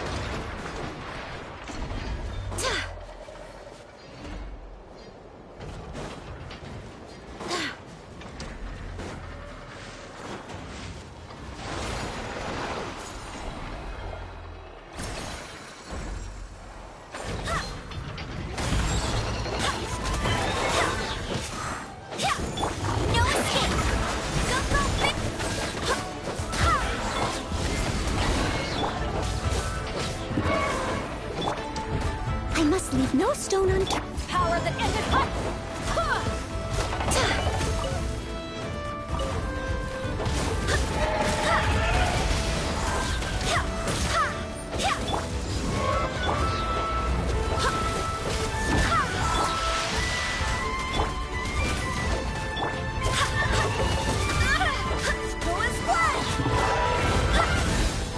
Back at ya!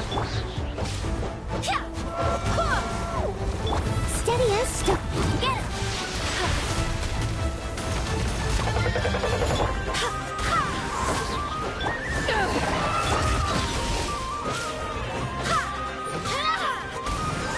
Let it rain.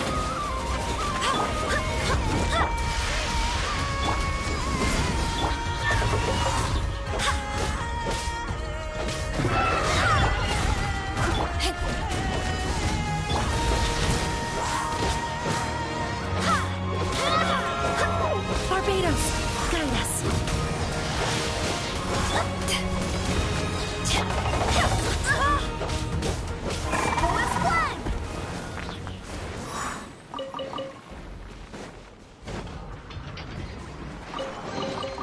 I hope the others find some.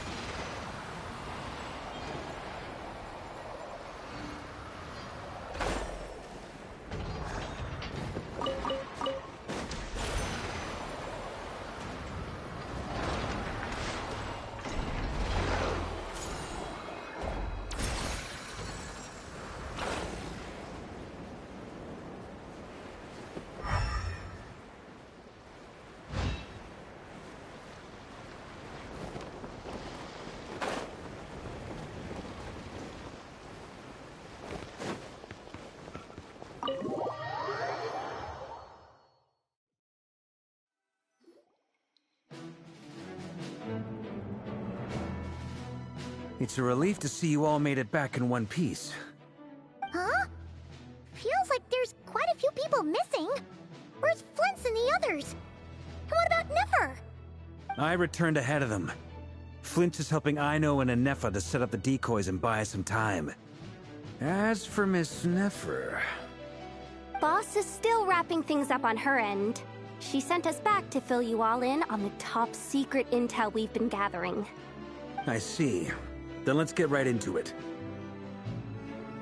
But first, who do we have here? You brought someone else in to help? Greetings. I was invited here to help as a longtime Tea Party companion of Columbina's. You may call me Arlecchino. Surely it can't be. Those eyes. Oh, where have I seen them before? Wait, of course. In those memories we just saw. The only Arlecchino I know is the fourth of the Fatui Harbingers. So either you share a pretty uncommon name, or you're more than just a tea party buddy. You are well informed, Grandmaster. A man from Mondstadt living all the way out here in Nodcry, and yet the people and affairs of Snezhnaya seem to hold a special place in your heart. Oh, the feeling's mutual. Sounds like you know all about who I am, too. A Fatui harbinger. The atmosphere in here just got really tense. Guess we can't just start trusting Fatui harbingers, even at a time like this. I must admit, though, I'm a little curious. Seeing as the moon goddess no longer belongs to the Fatui, what makes you so willing to put your neck on the line here? Nor does Nodcry belong to Mondstadt, Mr. Varka. Yet still, you're fighting for it all the same. Things don't always have to have a tangible payoff. Sometimes, stopping things from spiraling out of control is a higher priority than chasing the spoils of victory. Of course, I can't say there's nothing in it for me at all. But that's between Columbina and myself.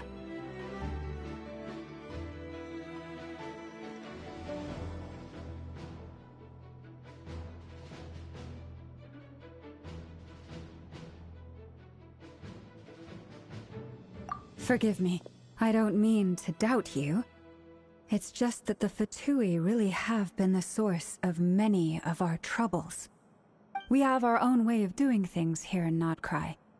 But ever since they arrived, the Fatui have treated us with nothing but hostility. I know there's been a lot of bad blood between us in the past. I've done my utmost to avoid friction whenever I could. But sometimes fundamental conflicts of interest simply can't be settled amicably. That's why I'm here solely in a personal capacity. This has nothing to do with the Fatui. As a gesture of good faith, I'll be frank. I can help Columbina track down the iridescent moon's marrow, which will help her restore more of her power. Anyway, what else is on the agenda? Let's begin. She says she'll be frank, then completely skips over the details. Looks like she doesn't want to give away too many secrets after all. But she clearly wants to change the subject. It'd be awkward if I tried to bring it up again now. I guess we'll just have to go along with it. She's the fourth of the Fatui harbingers after all. One look and you can tell she's not someone you'd want to mess with.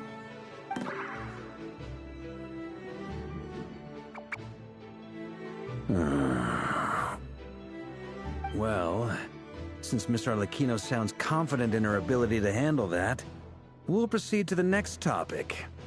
Yehoda, time to share that top-secret intel. Alright, listen up everyone. First, we now know that Rerir was originally a Conrian secret agent whose primary mission was to hunt down and assassinate the so-called Dregs of the Crimson Moon. The Dregs of the Crimson Moon? Mm-hmm. In the memories, there was a lot of talk about the Crimson Moon and Eclipse, and a whole bunch of other stuff from the time of Conria. To my knowledge, those were the names of two different Conrian dynasties. Long, long ago, it is said that the people of Conria worshipped the Crimson Moon, drawing a mysterious power from its reflection. But one day, a coup saw the Crimson Moon eclipsed, hence the name of the new dynasty that replaced it, and how it became the new emblem of Conria. Still, long after the Crimson Moon dynasty had fallen, the last ruler of the Eclipse dynasty, the Vinster King, still coveted the secrets it left behind. So, he sent the Rehir of Solnari to secretly hunt down the Crimson Moon's few remaining followers. In those days, Rerir showed no signs of madness. In fact, he was as normal as any other person. Oh, and he had a fiancé, or at least a would-be fiancé, called Tholindis.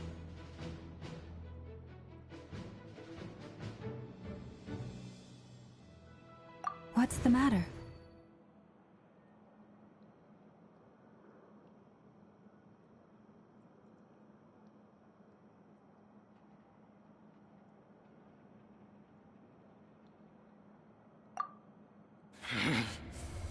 Stephanie, granddaughter, Flinders.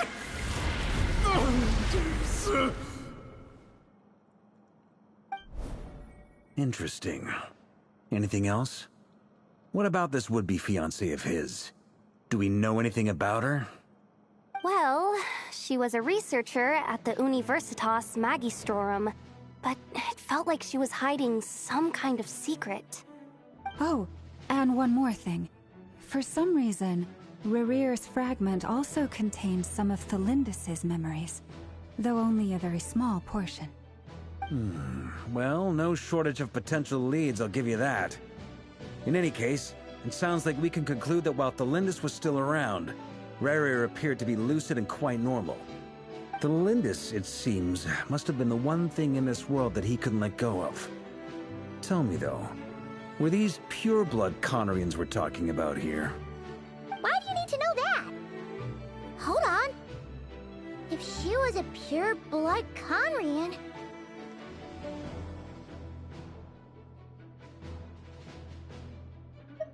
Oh yeah! Just like how it was with the captain! If we could somehow find her, do you think there's any chance Rerear might regain some of his sanity? It's possible, but it would take a miracle. We can't pin all our hopes on that. That merchant who Nefer knows, Dori Sangama Bay.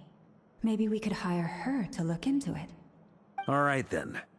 Let's keep working in our separate teams. Traveler, Paimon, Kutar, and Miss Arlecchino will go look for the iridescent moon's marrow. As for the others... On the way over here, I noticed that the Wild Hunt monsters had grown even more frenzied in their search for Kutar. At this rate, the people living here will be in grave danger too. So I'm thinking of gathering together some of our followers to go wipe them out. I'll head back to the Curatorium and meet up with the boss. Feels good knowing we've all got something to be getting on with. Given that the Wild Hunt has been a lot more active lately, the Lightkeepers have likely begun their own operations too. If that is the case, someone will need to pass the news on to Flint's. I'll hold the fort for now, then discuss our next move with Flint's, Aino, and Anefa when they get back. Alright then. Well, the clock's ticking. If that's everything, we'll be on our way. We'd better get moving too.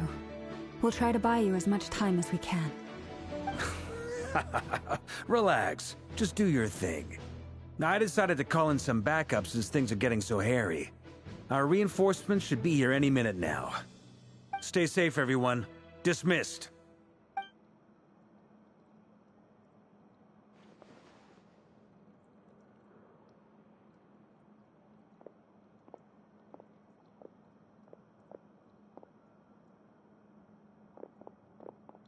We're back. Did we get here a little early? Or a little late?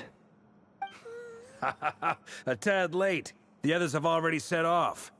To summarize, our resident moon goddess has found us a new ally, and Boss Nefer has uncovered some promising info. Everything going smoothly on your end? Not great. I don't know how long we can stall them for. The decoys are getting taken out way faster than we imagined. I'm gonna make some more later, but I need a timeout first. I'm so tired right now. Oh, right! Inefa, could you fill in Uncle Varka on what we just discussed with Flint's? Sure. Uncle Varka, you previously told us about how when you went to investigate a source of the Wild Hunt in Amsvartnir, you discovered that it was just a diversion. But according to Flint's intel, several outbreaks of the Wild Hunt had already occurred in Nodcry in the period leading up to that. That was before Rerear had regained his body, when he was far from regaining his full strength. In other words, in theory at least, he still lacked the means to act in two places at once. Flint's, with everything that's been happening, the Lightkeepers across Nodcry are rallying to fight back against the Wild Hunt. They're gonna need your help. I know, I'm sure you're capable of coming up with something far more effective than decoys. But for now, you should stay here and get some rest. Enefa and I will head back over to Amsfartnir to see if there's anything I missed. I told you Uncle Varka would say that, didn't I? A deal's a deal. Not a word about my snack intake for the next week. Database updated. Reliability of Aino's predictions increased. What does that mean? They were betting on how you'd respond after hearing their intel. It's the obvious choice, isn't it? That's hardly worth betting on. We already decided that Enefa should go investigate the situation over at Amsfartnir on her own. You might as well stay here and keep watch. Someone needs to hang back and oversee our strategy meetings. And besides, you still haven't fully recovered from ambushing Rerir. So I've ended up with the easiest assignment. Well, I appreciate it, everyone. See you when you get back.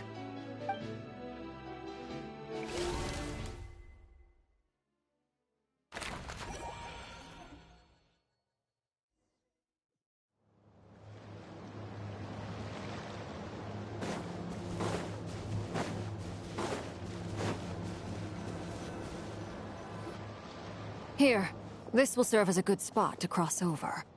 Arlecchino, hold up a second. Since you brought us all this way, would you mind telling us what you got planned? We still haven't got the slightest idea what's going on here. And if even Columbina doesn't know where the iridescent moon's marrow is, how do you? Simple. Because I am an inheritor of the royal bloodline of the Crimson Moon.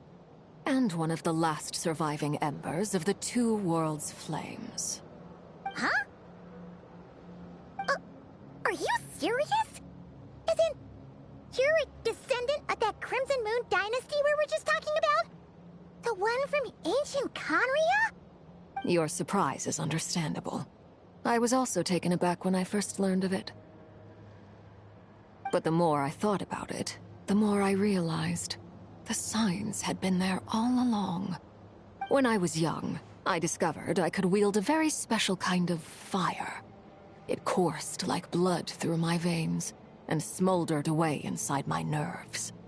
What's more, whenever I experienced strong bursts of emotion or drew too deeply on this power, it was like some kind of presence within the fire would begin to gnaw away at me, consuming me from the inside out.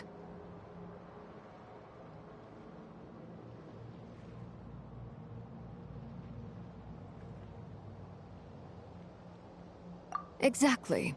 That is why my hands are like this, too. At first, I saw it only as a curse, but once I became a harbinger, the Jester apprised me of the truth. Together with my own investigations, over the past few years, there are several things that I have gradually come to understand. For instance, take the so-called Crimson Moon. In truth, it is nothing more than the shattered remnants of the iridescent moon, fused with the Abyss to prolong its lifespan. Since this blood flame was bestowed upon me by the Crimson Moon, it is a fusion of the iridescent moon's former power and the corruption of the Abyss. You all understand the nature of the Abyss well enough. I draw upon its power, and in return, it hungers for my soul. This strange blackness is the mark of corruption it has left behind. If I recall correctly, you once told me that if the corruption ever made it to your heart, you'd become a completely different person. Yes, and that's the reason I'm always careful not to push my power too far. It's essentially a never-ending tug-of-war. Whew. Sounds intense. Anyway, the rest of my story can wait. Is there anything else about the Crimson Moon or the Iridescent Moon that you're unclear about? Paimon has a question. So, the Crimson Moon that the Carians used to worship was actually the Iridescent Moon, right? Which was one of the three Moon Sisters. Does that mean that the Carians were to the Crimson Moon as the Frost Moon Scions are to the Frost Moon? So much of that history has been lost. We have no way of knowing exactly what they were like.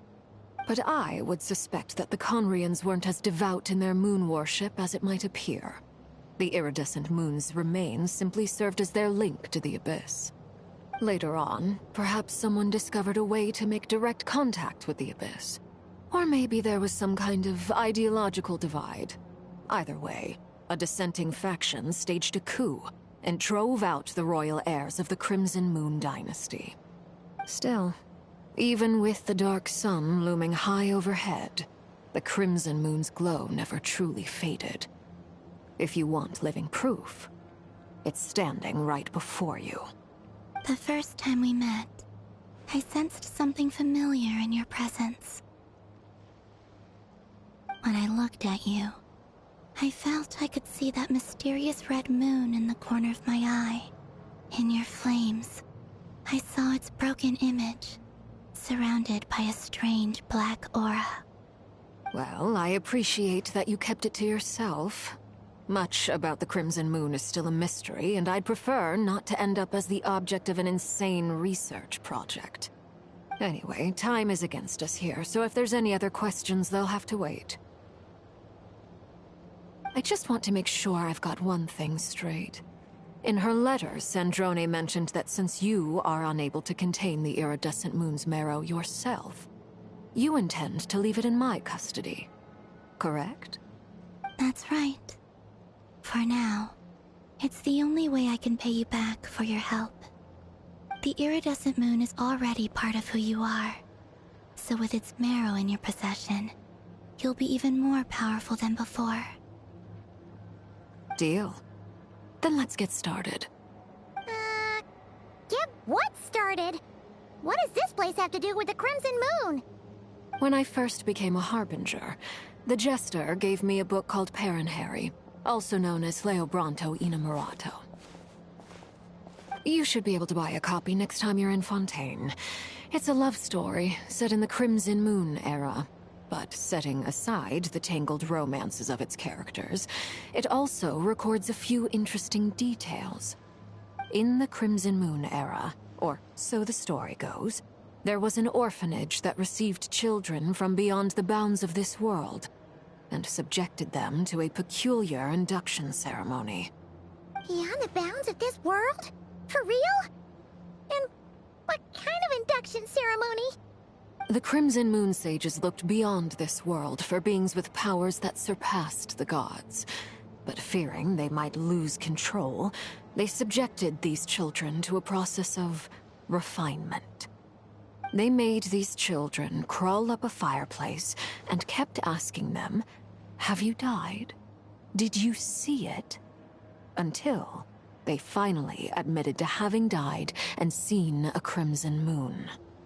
The adults embraced the children who passed the ritual, telling them, "Within the fireplace, you have traversed the flames between two worlds. Here and now, you are born anew." The book leaves much unsaid, but I suspect that this was their way of branding the children they had enrolled, leaving an indelible mark upon them so that they would forever live in the Crimson Moon's light. That explains why I can't sense the Crimson Moon's marrow in this world. It makes sense that it would be sealed in a special space that can only be accessed temporarily through some kind of ritual. But there's no fireplace here. Do you see a chimney anywhere? Oh, are we supposed to build it ourselves? Okay, fine. Paimon will go find some bricks. That won't be necessary. The fireplace is purely symbolic. The key to the ritual is crossing the flames between two worlds. In other words, the flames that burn within me. Those burned away by such flames leave behind a kind of ghostly afterimage in the world. In the days of Conria, people believed they could be used to bridge the gap between the two worlds of life and death. In short, I can open a passage to that space for you. That's the easy part. The catch is I'll need to stay on this side to keep the passage open, so I won't be able to come with you. Once you're inside, you'll have to find your own way.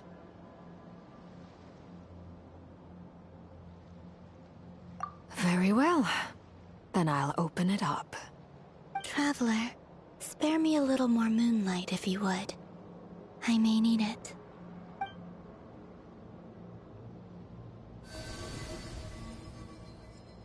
Thank you. I feel like I've recovered some of my strength now. It should be enough to move us across short distances and confront whatever dangers might await.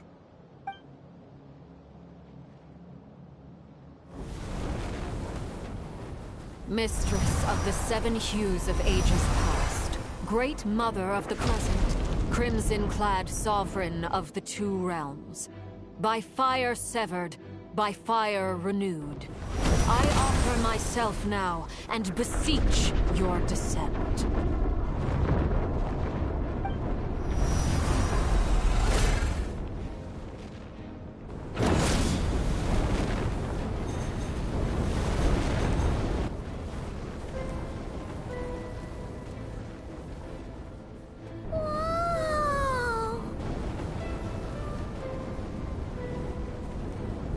One word of advice. As you're crossing over, no matter what voices you hear, do not answer. Got it! I sense a sinister gloom inside, but also the familiar light of the moon. I feel that I am about to meet an old friend who has changed beyond all recognition. All right, let's go.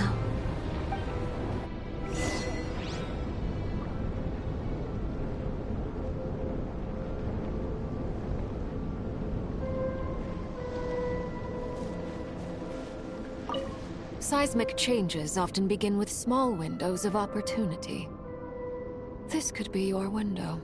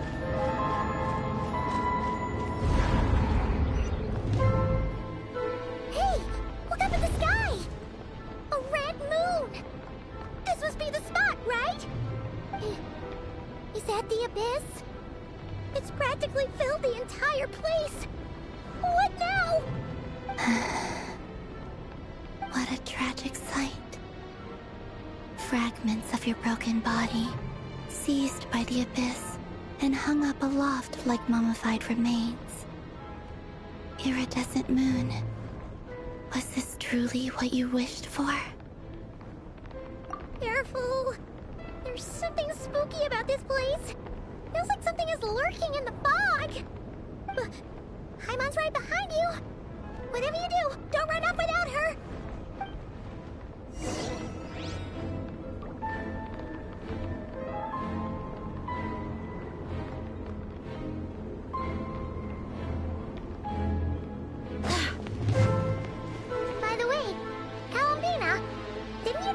the iridescent moon had shattered into pieces? The moon up there looks pretty whole to Paimon. How is that possible?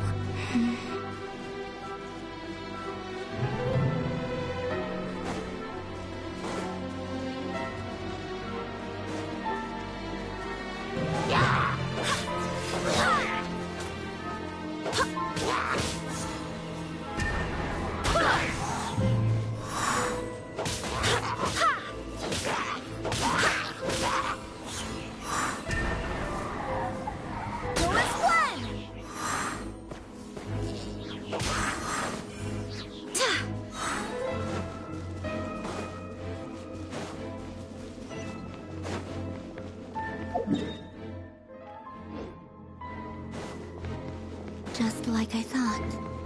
It was only a facade.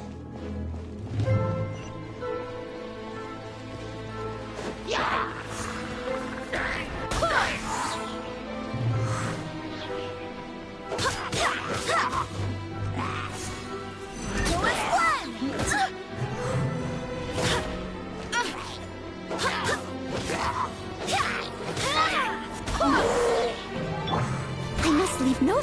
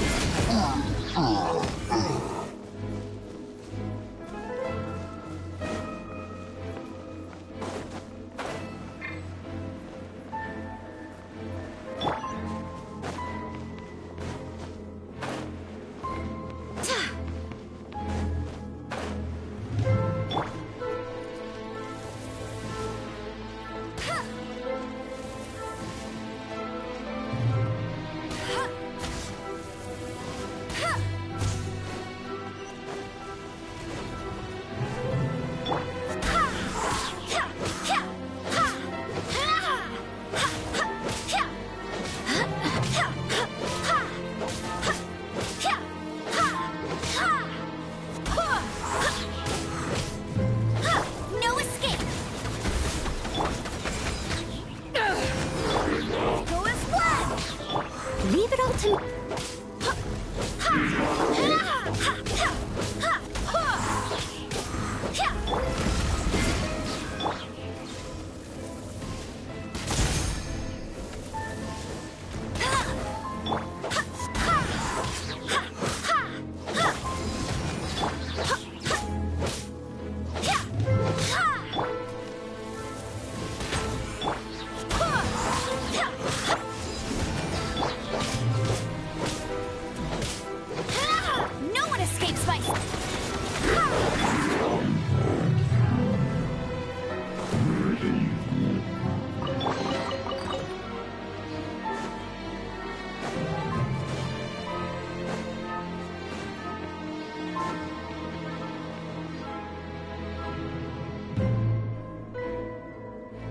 Huh?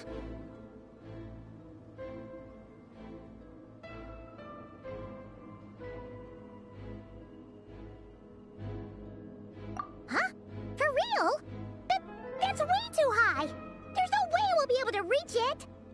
No. I'm not sensing anything up there. It's coming from under the mountain. Let's see... Ah! There's some kind of weird shadow over the water! Wait, see that? Looks like a mechanism of some sort. Let's check it out!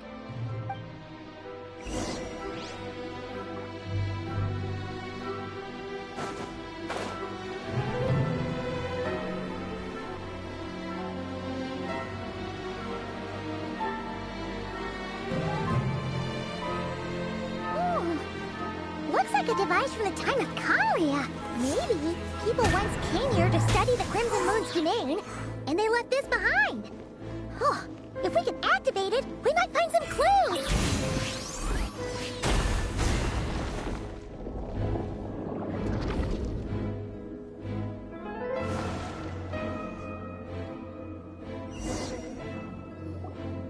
Hey, look at that! Now that the mechanism's running, the shadow in the water looks different. Do you think these mechanisms might be the key to unlocking the secret? Let's try to find more of them! Thalindis, we'll leave the rest of the research in your hands. We'll be heading back now. I hope this isn't ruining date night. Ugh. Mind your own business. Just leave me some snacks on the table. Thalindis? Is that Rerear's girlfriend? How come we're hearing her voice here?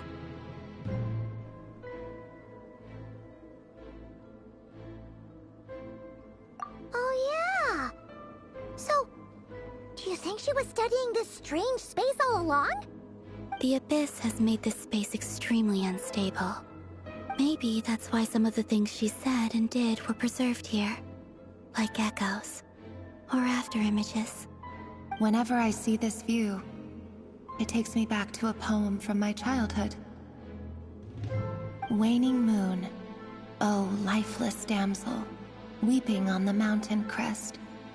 Mourning still in wistful tone, her fragile soul now laid to rest. For me, of all people, to be here investigating the mysteries of the Crimson Moon space. Is it a coincidence? Or something more?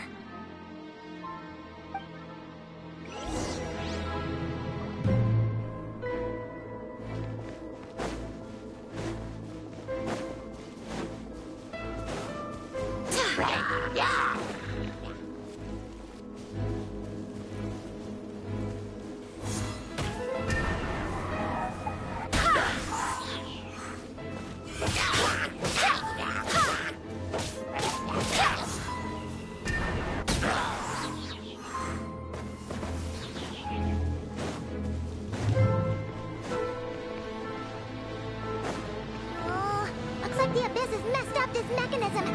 We need to find a way to get it working again. Let's see if there are any other devices nearby.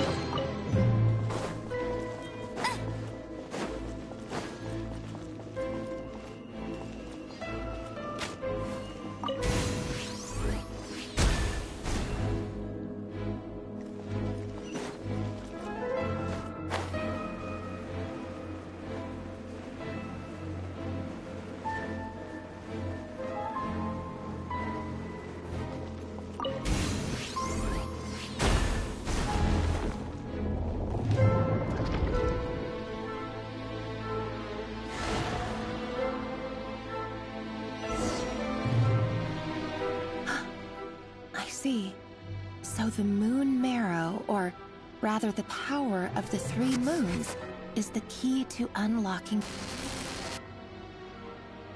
If it really does exist, then maybe this madness can finally be put to an end.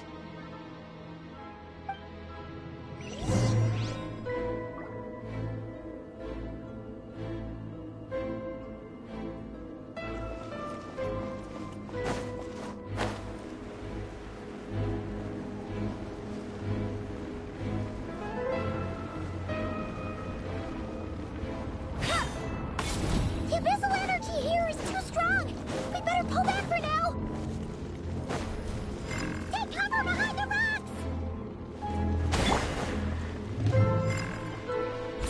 Death Stone.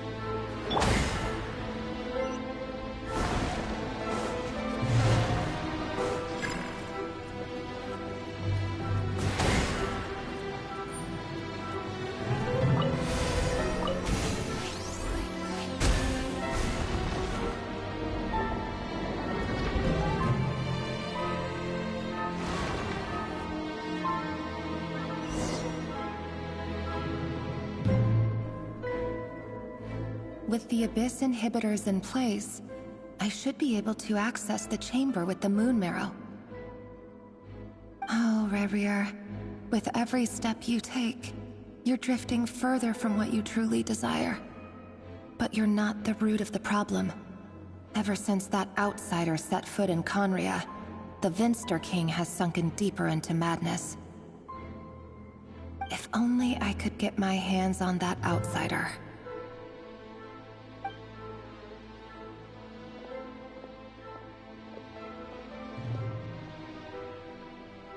Hey look! The moon's reflection is back to normal! Elendis' voice mentioned a chamber with the Moon Marrow. Do you think maybe it's hidden in the moon's reflection? It must be. For within it, I sense the fragile aura of a dying soul. Then there's no time to lose! Let's go!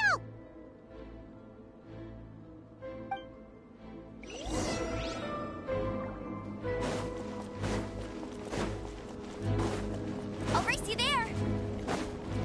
Bet you can't keep up with me. Get him.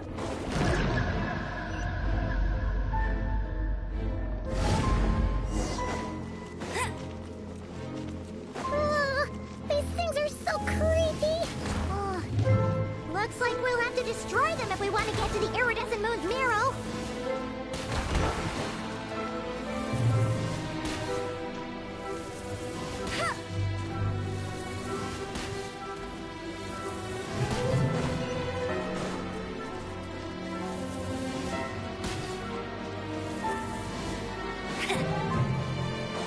That must be the iridescent moon's marrow! Oh, we'll need to destroy these things before we can reach it!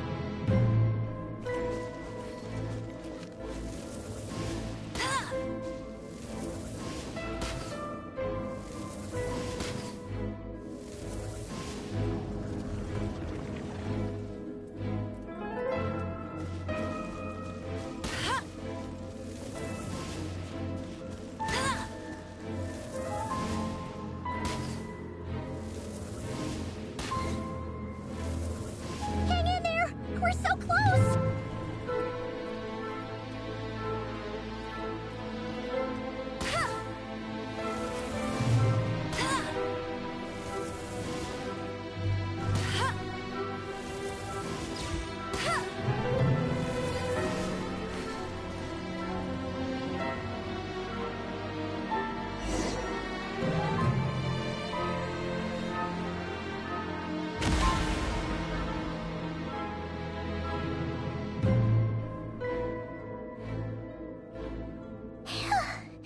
I finally did it! The iridescent moon's marrow. Still burning away like an undying flame, yet now contaminated by the abyss. It has taken on a new form entirely. If we can purify the abyssal power within, we should be able to obtain its untainted essence.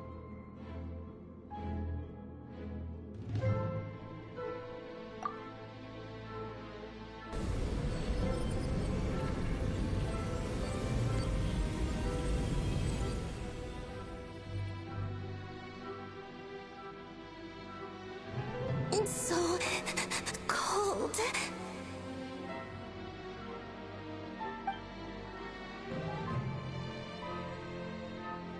Is it you? Are you here? Huh?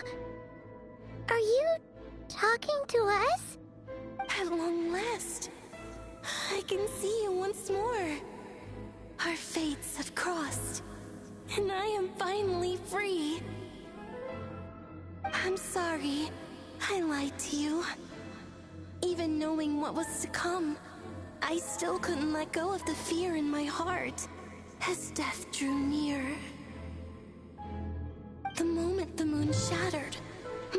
body began to split apart piece by piece.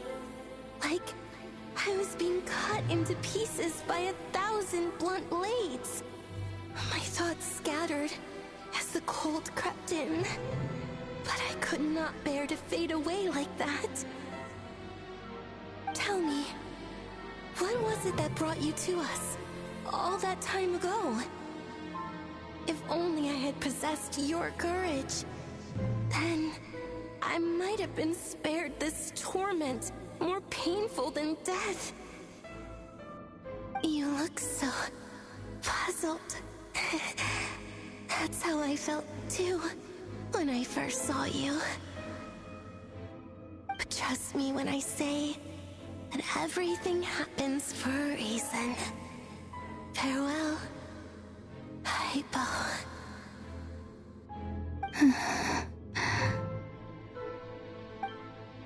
What was that all about? Was that the goddess of the iridescent moon? Oh, it sounded like she was speaking to a long-lost friend. But none of us have ever met her before, right? Perhaps. She took me for the goddess of the frost moon she once knew. For a fading soul like hers, our auras must be too similar to tell apart. But anyway, we've got the iridescent moon's marrow now. That should help you regain your strength, right? Alright, time to leave this place and meet back up with Arlecchino. Let's go!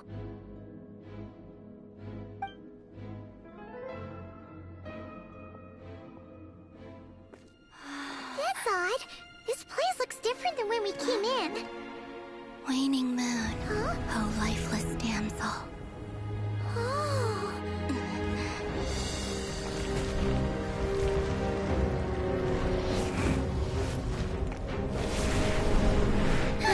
Hurry! The place is collapsing! It wants to trap us here. Who's it? The Abyss? Now we've taken the moon marrow. All that's left here is a dark will. It will show us no mercy.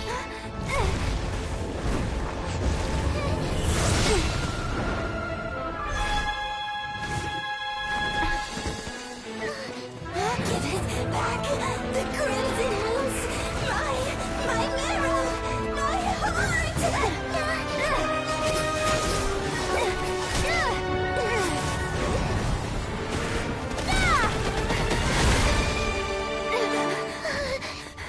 Finally!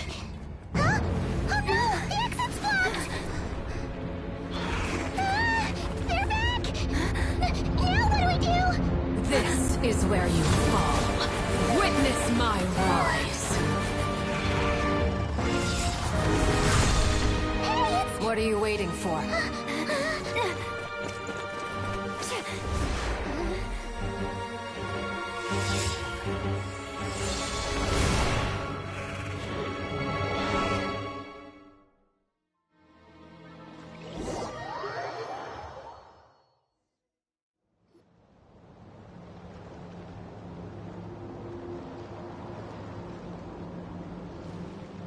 Oh, we made it! Was that you, Arlecchino? Did you save us? Wait, your hands! They're... Oh, this? Don't worry. It's a small price to pay. The Abyss wanted to trap you inside, and I defied its will by bringing you out. No wonder it's a little angry.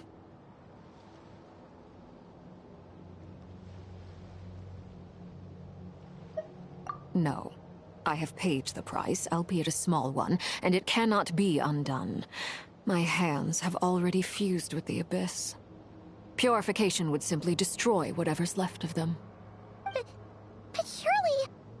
Oh, we're so sorry, Arlecchino. Paimon can't believe you'd make a sacrifice like this for us. As much as I'd like to call it a favor, the truth is I was simply holding up my end of the deal. Well, Columbina. Yes, you did your part. And as promised, I will leave the iridescent moon's marrow in your care. From this day forth, may the two worlds' flames burn ever more brightly.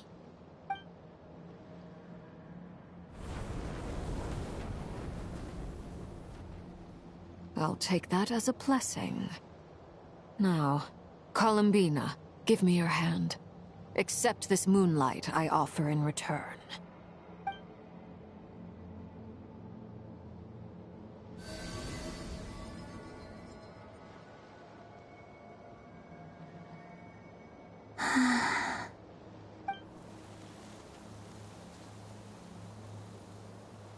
Feeling stronger? Hey, Columbina! Are you okay? I'm fine. Our powers are a little at odds, that's all. By the Frost Moon's authority alone, wielding the power of the other moons was always going to be a stretch. Still, I think it's fair to say that your strength has returned. At least to the level it was at as Third Harbinger. It's still not enough. There's no way I can hope to challenge Rayrear like this. Just one more ray of moonlight, if you would. It's okay. I can take it.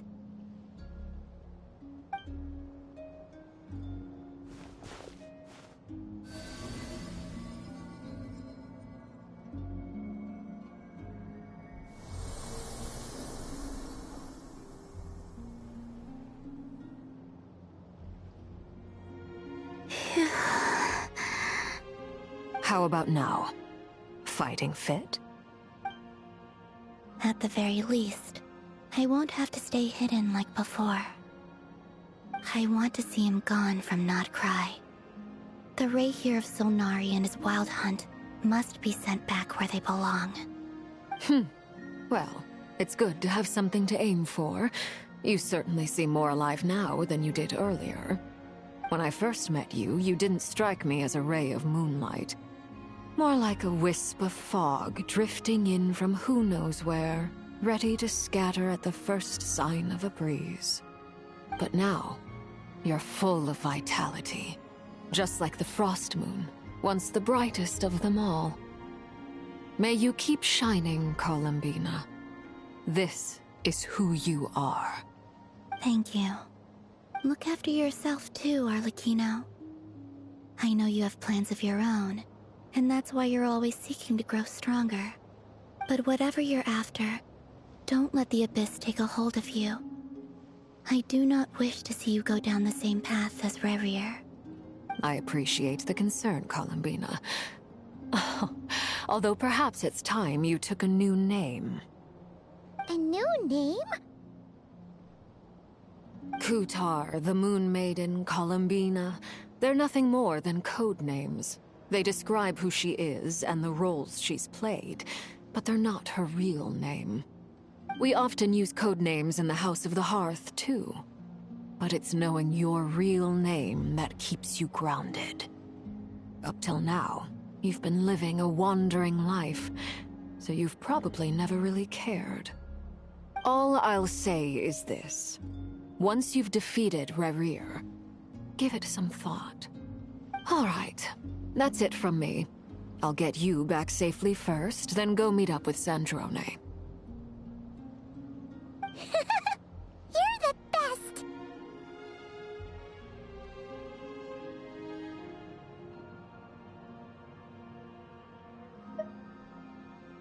I appreciate the gesture. It speaks to your good character. Anyway, let's get going. There are more urgent things to do right now than trade compliments.